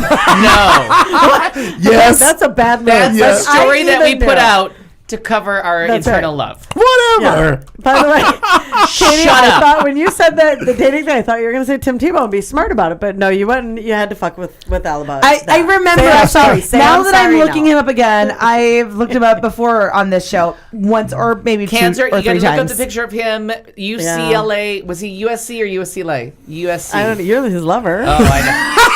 Oh my God! Call him out. Call him out. Oh, don't show him. We don't talk a lot. Him and his other just fuck. boyfriend. You're No, them is they fight hate, words. they hate each other. Them is fight words, or They is hate that each just other. the cover story that they have? They hate each other. Can I tell you a tiny? Are we done with? Are we not? He's gonna kill either Katy Jr. Scene on the sports. No, okay. I'm just going to tell you a little story about Mark Sanchez for Al. Al went to Hawaii. He makes my pussy talk. I just want to say. Al went to Hawaii. Was it 2 years ago? When you did all your diving and all your stuff. So before he got his iPad and his smartphone and all that shit. Oh, that's a good picture. That's a good one too. Yeah. That's a good So one. before Al got all of that stuff, I used to loan him a laptop, and he would go on trip. Yes, He'd go travel. I can't wait for So this. when he left, before he left, I took the time to put not only Mark Sanchez wallpaper, and then I made I downloaded a bunch of Mark Sanchez pictures and made those all the screensaver. So when he turns it on, not only does he see him on desktop, he walks away for a minute, to go wash his hair or something, and then he comes back and there's just Mark Sanchez after Mark Sanchez after Mark Sanchez. He texts me. He texts me photo stream, if I'm using the word correctly. He texts me from his old flip phone. He goes, "I appreciate the Mark Sanchez screensaver." Okay, you got to Google where it was a cancer victim named Garen Figueroa. When he was still with, I can't remember if it's USC or UCLA. Look at those I pretty eyes. much think that he was at USC. I think he was at USC too. Good looking boy. There's no doubt about that. That makes my pussy talk, and it will sing all the hits of Guys and Dolls for you. It's kind of like the Affleck duck. Affleck. Okay, it's 9:30. It's the show with Clayton McKee. I'm in studio with Katy, Marnie, Al, and myself, and it's time for Dr. Drew's Death Den. Death Den! We lose every week! Death Den! Say their name and they'll live. We suck so bad. We do. We suck This is horribly. our current list of everyone who's still alive in America. How did we miss? We're just going to Google everybody. And abroad, actually. America And abroad. and abroad. Nelson Mandela. He's All close. people, He's so close. The Queen of England. All people He's- who are he's still ready alive to- in the world. They are ready to knocking trip into on heaven. heaven's door. The- But George Jones got in. Yeah, but and none of you know who George Jones is. I do. I didn't until Vaguely. I know he beat up Tammy Wynette a couple times. I didn't know who He he was stopped until this loving. He week. stopped loving her the other day. Yeah, he stopped loving her the other day. Yeah. So, but Alpha, George already died. Katy didn't know who he was until he died. Until he died, right? Well, and I couldn't figure out. The more that we say their names, the more longer they're gonna live. Well, Valerie Harper's at the top of our list at this point, so she might live forever. Exactly. God bless her. She It's should a guy- send it's us a a fucking thank you remission. card. This is like, yeah. Her spot at number one guarantees her 10 years. Longevity. Glenn Years Campbell, and years which of good I life. thought is a smart choice. You had Alzheimer's to some shitty songs. Yeah. And those white shoes. But It's yeah. I gotta tell you though, if you get me a little bit high and let me listen to Wichita Lineman, I'll sing that shit till the cows come home. Give me them. I can't wait for the Tonys. And Let's the do that. I won't throw up. I promise I won't throw up. What the fuck was that random thought, Katy? That. Like what? Yeah. Just, I was singing, and I'm thinking about you maybe being I high. assure you, Right. Wichita linemen will not be part of the Tonys. It will be if I'm in charge. So The cast- he can do that. Is that going to be a part of his duties for next year? For that, was it the HRC dinner? What, you want him in charge of that? Yes. Oh So my God. Dead or Do Alive. Wichita Live. No, remember, you're going to choreograph our whole song and dance intro. Oh, to Wichita Lineman. Well, it could be. I am Maybe. a lineman for the county. As Another. I drive the main Nobody's going to road. charge us a fucking thing. No, hopefully not. I love that fucking song. All right. Cast of 2020, all still with us. How is Hugh Downs alive? No, but let's go back to what I said earlier. Somebody is pumping in plasma. Let's go back to what I said We earlier. find that hose and cut it, and we're a winner. Yeah. I go back to earlier. I caught an episode of The View earlier this week, and I was like, Barbara is all of a sudden And this- really looking old. This is a Tell woman. us, wait, what was the deal? Like, did she speak No, it's just because she's sitting next to Whoopi, almost like Whoopi has to help her, like No, prod her they along. walk up together. They sit on opposite. What Like, you can't light a black and a white person next to each other. They no, I'm just really kidding. black no, and a really they white? were sitting next I'm to each just other. kidding. But it's the first time that I've really seen. Oh, well, when they do an interview, they do sit next to each other on the couch. But It I goes was like, Whoopi, Barbara. wow! All of a sudden, like her hair. Okay, in Yeah, fairness, make that noise go in away. fairness, like even now with Betty White, as much as I love her, when she goes, I just don't think her hair is quite where it should be. Like, it's not. We're trying to make right. 4 pink hairs look right. Right, but in the same thing with Barbara Walters, though I love her. But now that I see her, I'm like, she just looks a little off. So I'm not sure. Are they taking less time? Did the staff care less? No, it's the same hairdresser she's always had, and I can't think of his name either. But he's been with her for years. She's never been sick in her life. Her big claim to fame was she was never sick. Barbara Walters. She always says she never has to pee, and she's never been sick. So she always gets interviews that no one else can because she can go to like malaria countries. What does she do? Interesting. She hugs Frank Langella, and she gets chickenpox. Chickenpox. Wait, as an adult, as an adult, just which is bad. As an adult, it's really bad. really bad as an adult. Right. And then she gets the Hillary Clinton, and she falls and has a concussion. So now she's that fragile. Now she's an 80-year-old with a couple diseases behind her. And you're like, no, I've seen this before. Yeah. I've seen this show. Yeah. And then she announced that she's retiring next year. Hey, no, also, Oh, I thought that was really. No, not yet. Super inappropriate injection of holy milk. Holy milk! Hi to my Dancing with the Bars All-Star partner, Sean Nerdahl, who's listening right now. Well, hi, Sean. Hi, Sean. And find Sean. Find the link he put to my page of the clip from Saturday Night Live where they do the Moet Ishandan ad. Oh, good. I will. The porn stars. You love it? Hysterical. All right. Good call, Sean. Thank you. Sean, fantastic. Let's go through this. The Queen of England, Betty Windsor, as I like to call her. If you ever that bitch is still alive. To the absolute horror of Charles, who wants to be the Leche king. Santo. Nelson Mandela. Close. We're close on that one. Come on. Any day now. Nancy Reagan or Babs Bush? I don't know. I mean, I don't know. Babs, Barbara I Bush think was she's looking a lot better than smart. George Sr. at Did that you- library opening. But did you hear what she said? And smart Yes. to say, Jeb, don't run. We've had enough bushes. Yes. Oh, I got a Come on, that's lesbian mantra. fabulous. I know it, and I so wanted that to be a part of this because I didn't think anything was funnier last week than the idea of We've George had Bush in a enough fucking library. bushes. The idea that George Bush in a library, No, it's I classic. thought that was fantastic. Who knew he could read? He can't. That is the obvious. That's what it should say. It should be the George Bush Library. Parenthetically, who knew he could read? Yeah, and the fact that you say it parenthetically, the fact that you even say parenthetically in that statement is like an irony. Yeah. Really, almost. You know what I watched the other day when I was redoing my living room? The Pina Colada song. When I was redoing my living room, I just threw in a DVD, and I thought, well, I haven't seen this in a while, so I threw in an old a DVD of all George Michael videos, and Shoot the Dog came up, which is the one where he talks where he's Tony Blair, and George Bush, the whole thing, and I'm like, I actually forgot about some of this shit. Yeah. But the video is so funny because it has one of his top military advisors advising him. He has to do it with hand puppets because it's the only way that George Bush would understand it.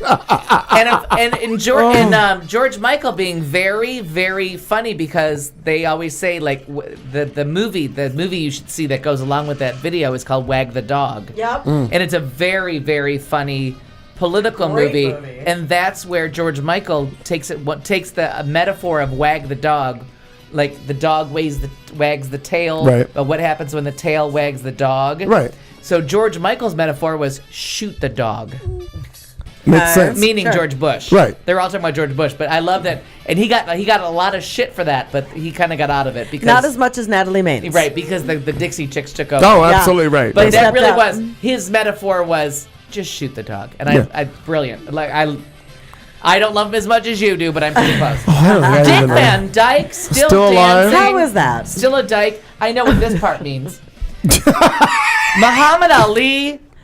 They're already really. He's just shaking. They're already naming buildings after him, and he's still alive. Yeah. That's insulting. Why?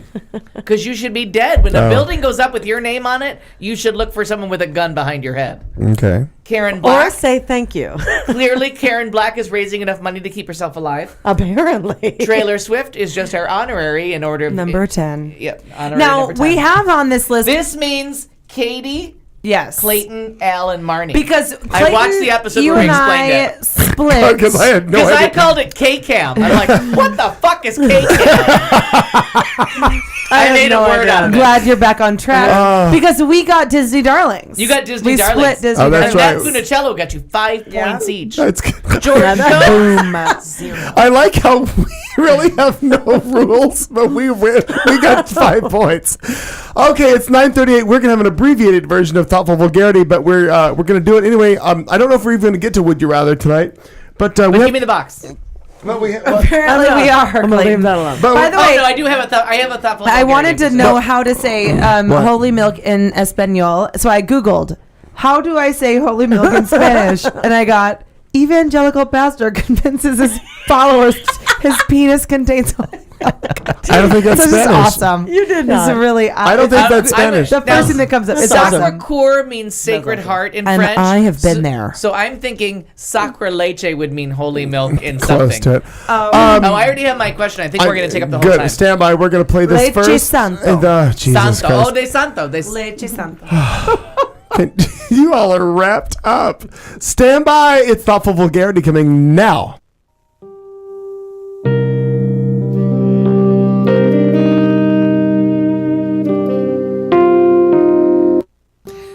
And now, Thoughtful Vulgarity, where we, in the studio, try to make ourselves slightly less shallow, which is not hard to do. We will ask one question of the panel and have them try to answer it while fucked up drunk. Because you know at home how well it goes when an important question comes up 90 minutes after alcohol has been served. Politics, religion, why not? You're fucked up. What could possibly go wrong? Who could you offend? You've been warned. Good luck. All right, we're going whole hog on the thoughtful vulgarity. Holy milk. Oh, yeah. And it's been all over, all the things that I turn on to make people think that I'm home, which clearly I'm not. Both stations were like on full tilt on this topic, so we're just going to go for it. You're going to hate me. Both stations? What does that mean? Because I have a radio and a TV station that I turn on to make people think I'm home. Okay. I guess go ahead and rob me. Why am I going to hate you? Why would I hate you? What are your thoughts on the death penalty? I think that it needs to be, every case needs to be looked at like very strongly, because there have been a lot that have been overturned. I think the argument about them being overturned is somewhat silly, only because they didn't have all the DNA kind of analysis back when many of these people were put on death row. But people now, I think that are being put on death row, I may be way off, but I'm just, and as an opinion, I think that people now, if I go up for something, that they have much better proof because of DNA evidence and all of that. So what if there's more? I'm going to be devil's advocate for Go this ahead, whole thing. please, So that's what if fine. there's more? So what if we used to believe fingerprints or blood types were the ultimate answer and we killed people because of that? What if DNA is not the, what if there's more to discover? There is a part of me, and it's an emotional reaction. Right, okay. It's a complete emotional reaction when it comes to, because I just tried to be logical, but the God's truth of it is going to be, you motherfucker, you rape and kill my mother. Right. Fuck you. Oh, it's not even, game on. Yeah. Game on. And then now we're done. And I'm going to kill you myself. And now go ahead and put me on trial. Whatever it is. Like, I That's know like that. Luke 4 I thought that was Matthew 12. or Star Wars 6. I get them confused. Anyway, either way.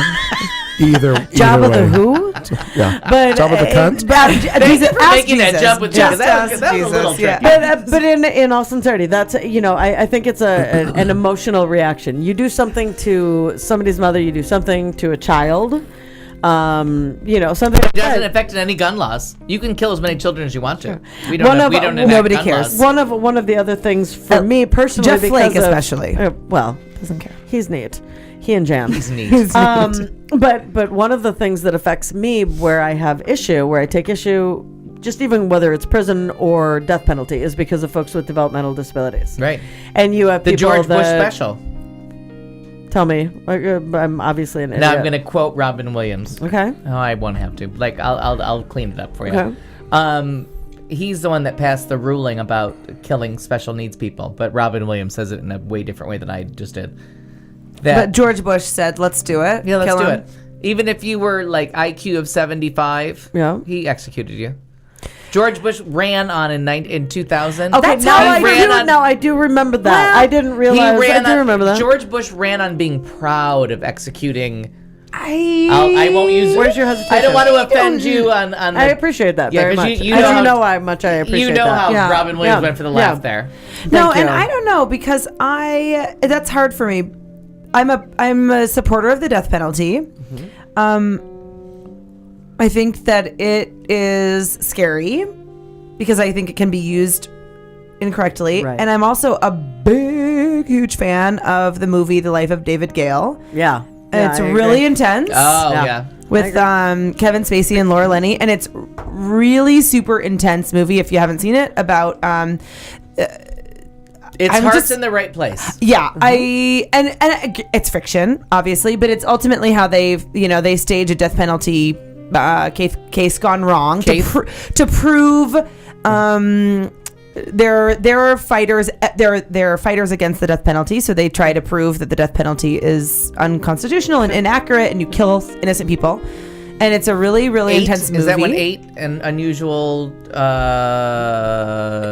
I can't remember. However, I feel like if someone, for example, and I don't know what's happening with the guy in Tucson, what's his name? Lautner. Jared Lautner. Life sentence. I don't remember if he was because of deemed, mental illness. Yeah. I have to say, and this is like that part of me that had previously said last week, like, if I just fucking kill him, is no, kill him. Like, he had satanic, memorials in his backyard. Fucking kill him. But there are a lot of people that have satanic things in their backyard, but they don't go and kill people. You're right. And I'm only playing devil's advocate. I mean, I think pun that we're kind intended. of dun dun. I think that we're just kind of playing off each other with that because we're all. I can't speak for anybody else. I know I'm doing that because I think it really is. It's a per case thing. I don't know that I can just be like, I am for the death penalty. If I get onto a jury and they say it's a death penalty case, can you help decide that? Yes. I think that I could sit there and objectively I could listen and I would mill through everything. Yeah. Do I want to? Nope. I don't want to be in charge of that. And I don't know if I could be a part of a death penalty case because I think if they said this is a death penalty case, I would already go with a preconceived, like if you did something, I think I would. Like if you did something worthy to be in line for a death penalty case, then I'm pretty sure you deserve the death penalty. And it sort of makes me sound like George Bush Jr. But I just God, I hope there I know. But I am a supporter of the death penalty. I think it has to be used very carefully. Because, then you hear about cases, I feel like more frequently than not lately, of people getting acquitted. But they were like put in 1983. Well, exactly, and they're using the DNA evidence. Our friend Doug Wilkie does a lot with the Innocence Project. Yes, where they are exonerating people left and right. Yes, and that is very scary. It's really, really scary because really, then I could say or do the wrong thing one day randomly, and I could be in that case. And I also know, and I think most people do, that when there's a case of murder or this or that, the police force and the law enforcement in that area just needs to find somebody to convict. To blame. That's it. Yeah. Because that will put the community's mind at ease, and that will make them look like they wrapped up their job and tied the bow. And we talked about it last week with the bombers. Yeah. With the bombers when they came up with the wrong guy who then killed him. They just found his body. No, they found his body. He was dead long before that. It turns out he was long before. He was dead long before anybody said anything. But what was the? Oh God damn it! What is it called? Enemy combatant. Because as soon as the police chief came on and said, "Free and clear, you are safe. We have captured the people," you couldn't say enemy combatant anymore because he just gave an all clear. So we're not in a war zone. We're not an enemy combatant. So and then you have to give them Miranda, and it's a whole thing. No, but you just can't hold on to that anymore. But that's the feeling of being safe. That's the police chiefs wanting to say everyone stand down. But as soon as he did it, not realizing it, and I'm not. That'll probably in the book that's written someday about it. They're going to make a big deal about the fact that guy went on TV and said, "Stand down." He was the one wearing the weird hat. You're safe. Yes. The weird little And it was the booty right hat. thing to do for the mood of... For the community. What turns out is geographically, like, not one of the top 20 states, but a big area of our country and a highly populated... You want to tell them to stand down, to be like... Well, especially because they had told them... But what Harrison hold has up on in your here houses. is absolutely correct, Harrison, and it's a huge point that a life sentence is less expensive to the taxpayers than an execution, which is that right? fucking Because wild to me. Absolutely. Because it's true. I have to be honest that until this very moment Harrison said that... How is a life sentence less expensive? That's what they always go back to. I've never done the math on it. I would like to know. I didn't think that. Harrison, get on the numbers. Let's see the I numbers. didn't think that because that's Because always it been one never of makes my sense to me. arguments for being pro death penalty is that let's kill those people and get them out of the fucking system. You have because I always have thought that there should be a limit. There needs to be some kind of a limit, like for appeals, because that's going to be a part of the huge cost. Right? Yes, you're right. Because all of a sudden you have one But trial. appeals are not as bad as the media portrays them to be. You get an appeal, you maybe get a but now second you appeal. have 12. Now, but there are people that will continue and continue. And Like they come Manson. Up with, Manson. But see, But Manson, he doesn't appeal. He's California. parole. He's parole. But that's only because he was taken off of the... Because California does not have the death penalty. They did when he was But sentenced. he is not and then appealing. He is repealed eligible it. For parole. He is eligible for parole. Good valid point. My for bad. good But behavior. you know for all that what's stuff. really disgusting is that he is someone that you continue to see in the news recruiting new people, and I don't think he actively goes and recruits. Doesn't matter. I think crazy people go I to think him. people I read know, his books, and but he read supports that. I just feel like Manson. Just put him to death. Like, what are we waiting for? Maybe that's way wrong. And maybe because weirdo cult people are following him, it's not his fault, but it is actually his fault because it's what he started. He wanted this, and now you got it, and see ya. Yeah. No, I think that put him down. Just put him down. That's do you weird, think, like a dog. Fun, But I go back to basically a dog. I like dogs, but that's not what I'm talking about. I actually Now she just used my reference to the humans and dogs analogy, and no one gave her shit for it. okay. I go back to okay. if you've ever watched the Blue Collar Comedy Tour, the boys that are you might be a redneck, those guys. Jeff Foxworthy, So yeah. Ron White, who is the one who's always drinking Yes, and smoking God on bless them, stage, drinking scotch. I love him. Yeah, exactly. He's from Texas, and people talk about the death penalty, or he made a joke in one of his shows in regards to that. I'm sorry. Harrison says the court fees, the legal fees, and all the appeals end up costing more than just jailing them. Okay. I mean, it's not like they're getting like shrimp dinners. Sure. I mean, they live in jail. Yeah, they live in jail. But Still, they come to have a normal life They're in jail. I still think a alive. lot of prisoners sometimes prefer that, but yeah. Anyway, going back to my thought on it is, Texas puts in an express lane for the death penalty. If two people saw you do whatever you did, that's worthy of that's it. You're done. It's over. We get you out. We're done with you. We're over it. And I think that makes more sense. If you go back to eye for an eye, Old Testament. Sorry, but. Thanks for going there, Clayton. But if you Matthew -70. I like your use of the Bible. But if you raped, if you killed, if you murdered, and you knew what you did, why the fuck are we bothering with you? Just be done altogether. I tend to agree. And I honestly don't give a shit if it's lethal injection or they just put you against a wall and fucking shoot you. We're done. I just want to be done with anybody. I think in my opinion, if you bring back the consequences of your actions are a little bit heftier than what you might get to live the rest of your life in a prison and you still give have your holy cable milk to other TV, people. and you get to do the holy milk, and you get to work out, and you read books, and maybe you get a college degree, and maybe you work in the laundry, and maybe you the go college degree. Yeah, I just don't know. I mean, for someone, I agree with you. You're knowingly raping a child, whatever the case is. Right. Yeah, Jerry Sandusky. I don't yes. I don't agree with it. Why?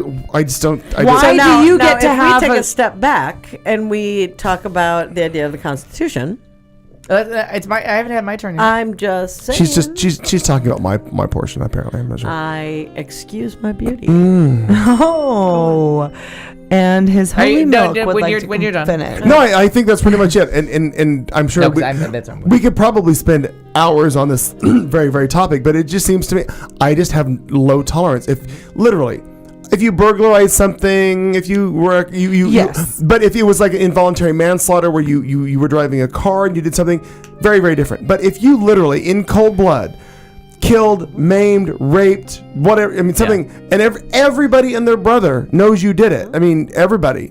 Why are you alive? Yeah. That doesn't make sense I'm to me. with it. Let's just end it all. Not okay. All right, Next. okay, the least. The douchebag in Colorado. The Oh, the douchebag in Aurora Exactly. guy. The Yeah, Aurora yeah, shooting. right. Gone. I mean, you Red- walk in okay. to the most red-handed and red-handed. Caught red-handed and admitted to it. and you walk into the most And then innocent smirked. selection of people. I mean, these people, it's just devastating. Now, to your point about if two people saw you do it, the least accurate form of detective work is eyewitnesses, because we could all sit around this table and see something happen right there. And we'd give and four we'd different give stories. Four different stories. Right. So that is the least. So two people witnessing it is the least accurate form of evidence. And you don't know if one of those people didn't do it. You don't know. You honestly don't know. That to me is a thing. And I then- was just referring to a comedic bit, however. But I'm saying but But I yeah, bring that I- up because people are like, well, two people said they did it, but we don't know those two people. Like now we're at a he said, she said. And I will say, like, when it comes, my thought is if there's any doubt at all in your mind about capital punishment or not capital punishment, then you go with not capital punishment. Like if there's even a hesitancy on any level, then you okay, let him live until we can figure Are out you what's thinking wrong. of Doug, who works with the Innocence? No, well, Project? anybody, because every time they come up with a new infallible way to do it, you find out, there's something better. Because fingerprints were infallible, blood types were infallible, eyewitnesses were everything is infallible until it's not infallible anymore. So I'm like, but once you kill them, you can't rescind it. You can't. It can't go anywhere else. You've murdered someone now too. Right. The blood is that's on your exactly hands. it. Yeah. You've murdered someone now, and you have no way. You can't take that back. You can release them. It'll be horrible, like the guy that was in solitary confinement for like 15 years, or remember that guy that was in solitary confinement and for he all was those released, years? and then he had like a heart attack. He had a heart. Yeah. Oh, right. He had no right. idea how to. Yeah. So on the flip side would be What was that movie? What was the movie where the old man was it? Shawshank Redemption. Was it Shawshank where they're like the really sweet old man gets released and then he goes to work at the grocery store and then he like kills That's himself Shawshank. because he can't handle it. Because he's like, this isn't like being inside. So aside from a cost thing, which I understand, is cruel and unusual. Like, yes, a lot of people are in a general population where they would get to watch cable TV, they would get to work out, they'd get to get the holy milk from someone. Whoever they'd like, really. But this guy isn't it like the guys from, if you've seen Paradise Lost, Suburgatory, the guys at the West Memphis 3 that were just released, due to everyone's activism, that they were railroaded into prison based on like satanic cults and all these things, Which and there was all this evidence, fake. and it turns out it was snapping turtles that ate the genitalia. That these kids were never molested or mutilated in That's any really- way. See, They and were- then you think you bring up like the West that Yeah. group and you feel like So here's a guy who can't go in daylight anymore. Now he was on the death penalty, but because he was always in appeals, he never got the death penalty. But he was Damien Eccles, I think is his name. Damien Eccles. He was always on death Googling. row. Always on death row, always innocent, but now he can't because he was in a 10 by 10 cell.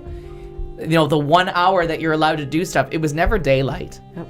It was never any interaction with another person. He was in solitary confinement. I mean, granted, he got married, he arranged his defense, things were brought on, but this kid is innocent. Yep. But he was convicted by the entire town. Everyone was convinced, satanic demons, blah, blah, blah. He didn't do it. But he's been on death row this entire time. And this is one of those things where, like, everyone says you did it. Like, the whole town's in agreement, so let's kill him. We don't know. But is it cruel? But then we get to, and I've lost my page, the Constitution. You get to the Bill of Rights, which is freedom from cruel and unusual punishment. Is it worse to be killed or to be trapped in a 10 by 10 room for 18 years till you can no longer tolerate sunlight, till you can no longer take the sound of people's voices, you have no human interaction? That's cruel and unusual. Just kill him. I think if somebody comes walking up and says, just like the douchebag in Aurora, comes walking up, Yeah, I did it. You catch them red-handed. Like shooting, you do all of that. Shooting, walk outside Joker's mask. Yeah, you got him. Look at me, I did it. Lautner and Gerald Lautner. Yeah. Yep. In Lautner and Kill Tucson. him. Yep. You shot him. They wrestled you to the him. ground. We have the gun, the witnesses, the dead people. The video, all of that. We're all But in the what do same you? scene. But you think it? But they get qualified as mentally unstable, and then what? You think they should still? Because I do. I mean, I personally do. But what? But I don't, and that's why I said if there's ever a doubt, I go with no death penalty. But if they say I did this, fuck you. I don't think at that point that person should be put away, and there is no chance for parole. Not like, oh, well, you were mentally unstable, so you can get out in like 10 years. Maybe when you're better. No, Right. Maybe when you're better. Fuck off. You're because not that's gonna where I be come back to better. the death penalty is Manson. Like, why are we interviewing this fucker? Yeah. Whew. That's a lot. That's Well, I'm a- glad we ended on a happy note. It's been a 20 minutes. really serious. This has been a very intense show. Don't we get to go 20 minutes over? No, we don't. No, because the system still cuts us off at 10. Oh, that's right. It's the show with Clayton McKee. That's me. I thank you for being here. I'm with Al, Marnie, Katy, and myself. We are here every Tuesday night from 7 to 10. And I want to remind you, we'll be here next Tuesday as well. And I will leave you with this one thing. We will see you next Tuesday!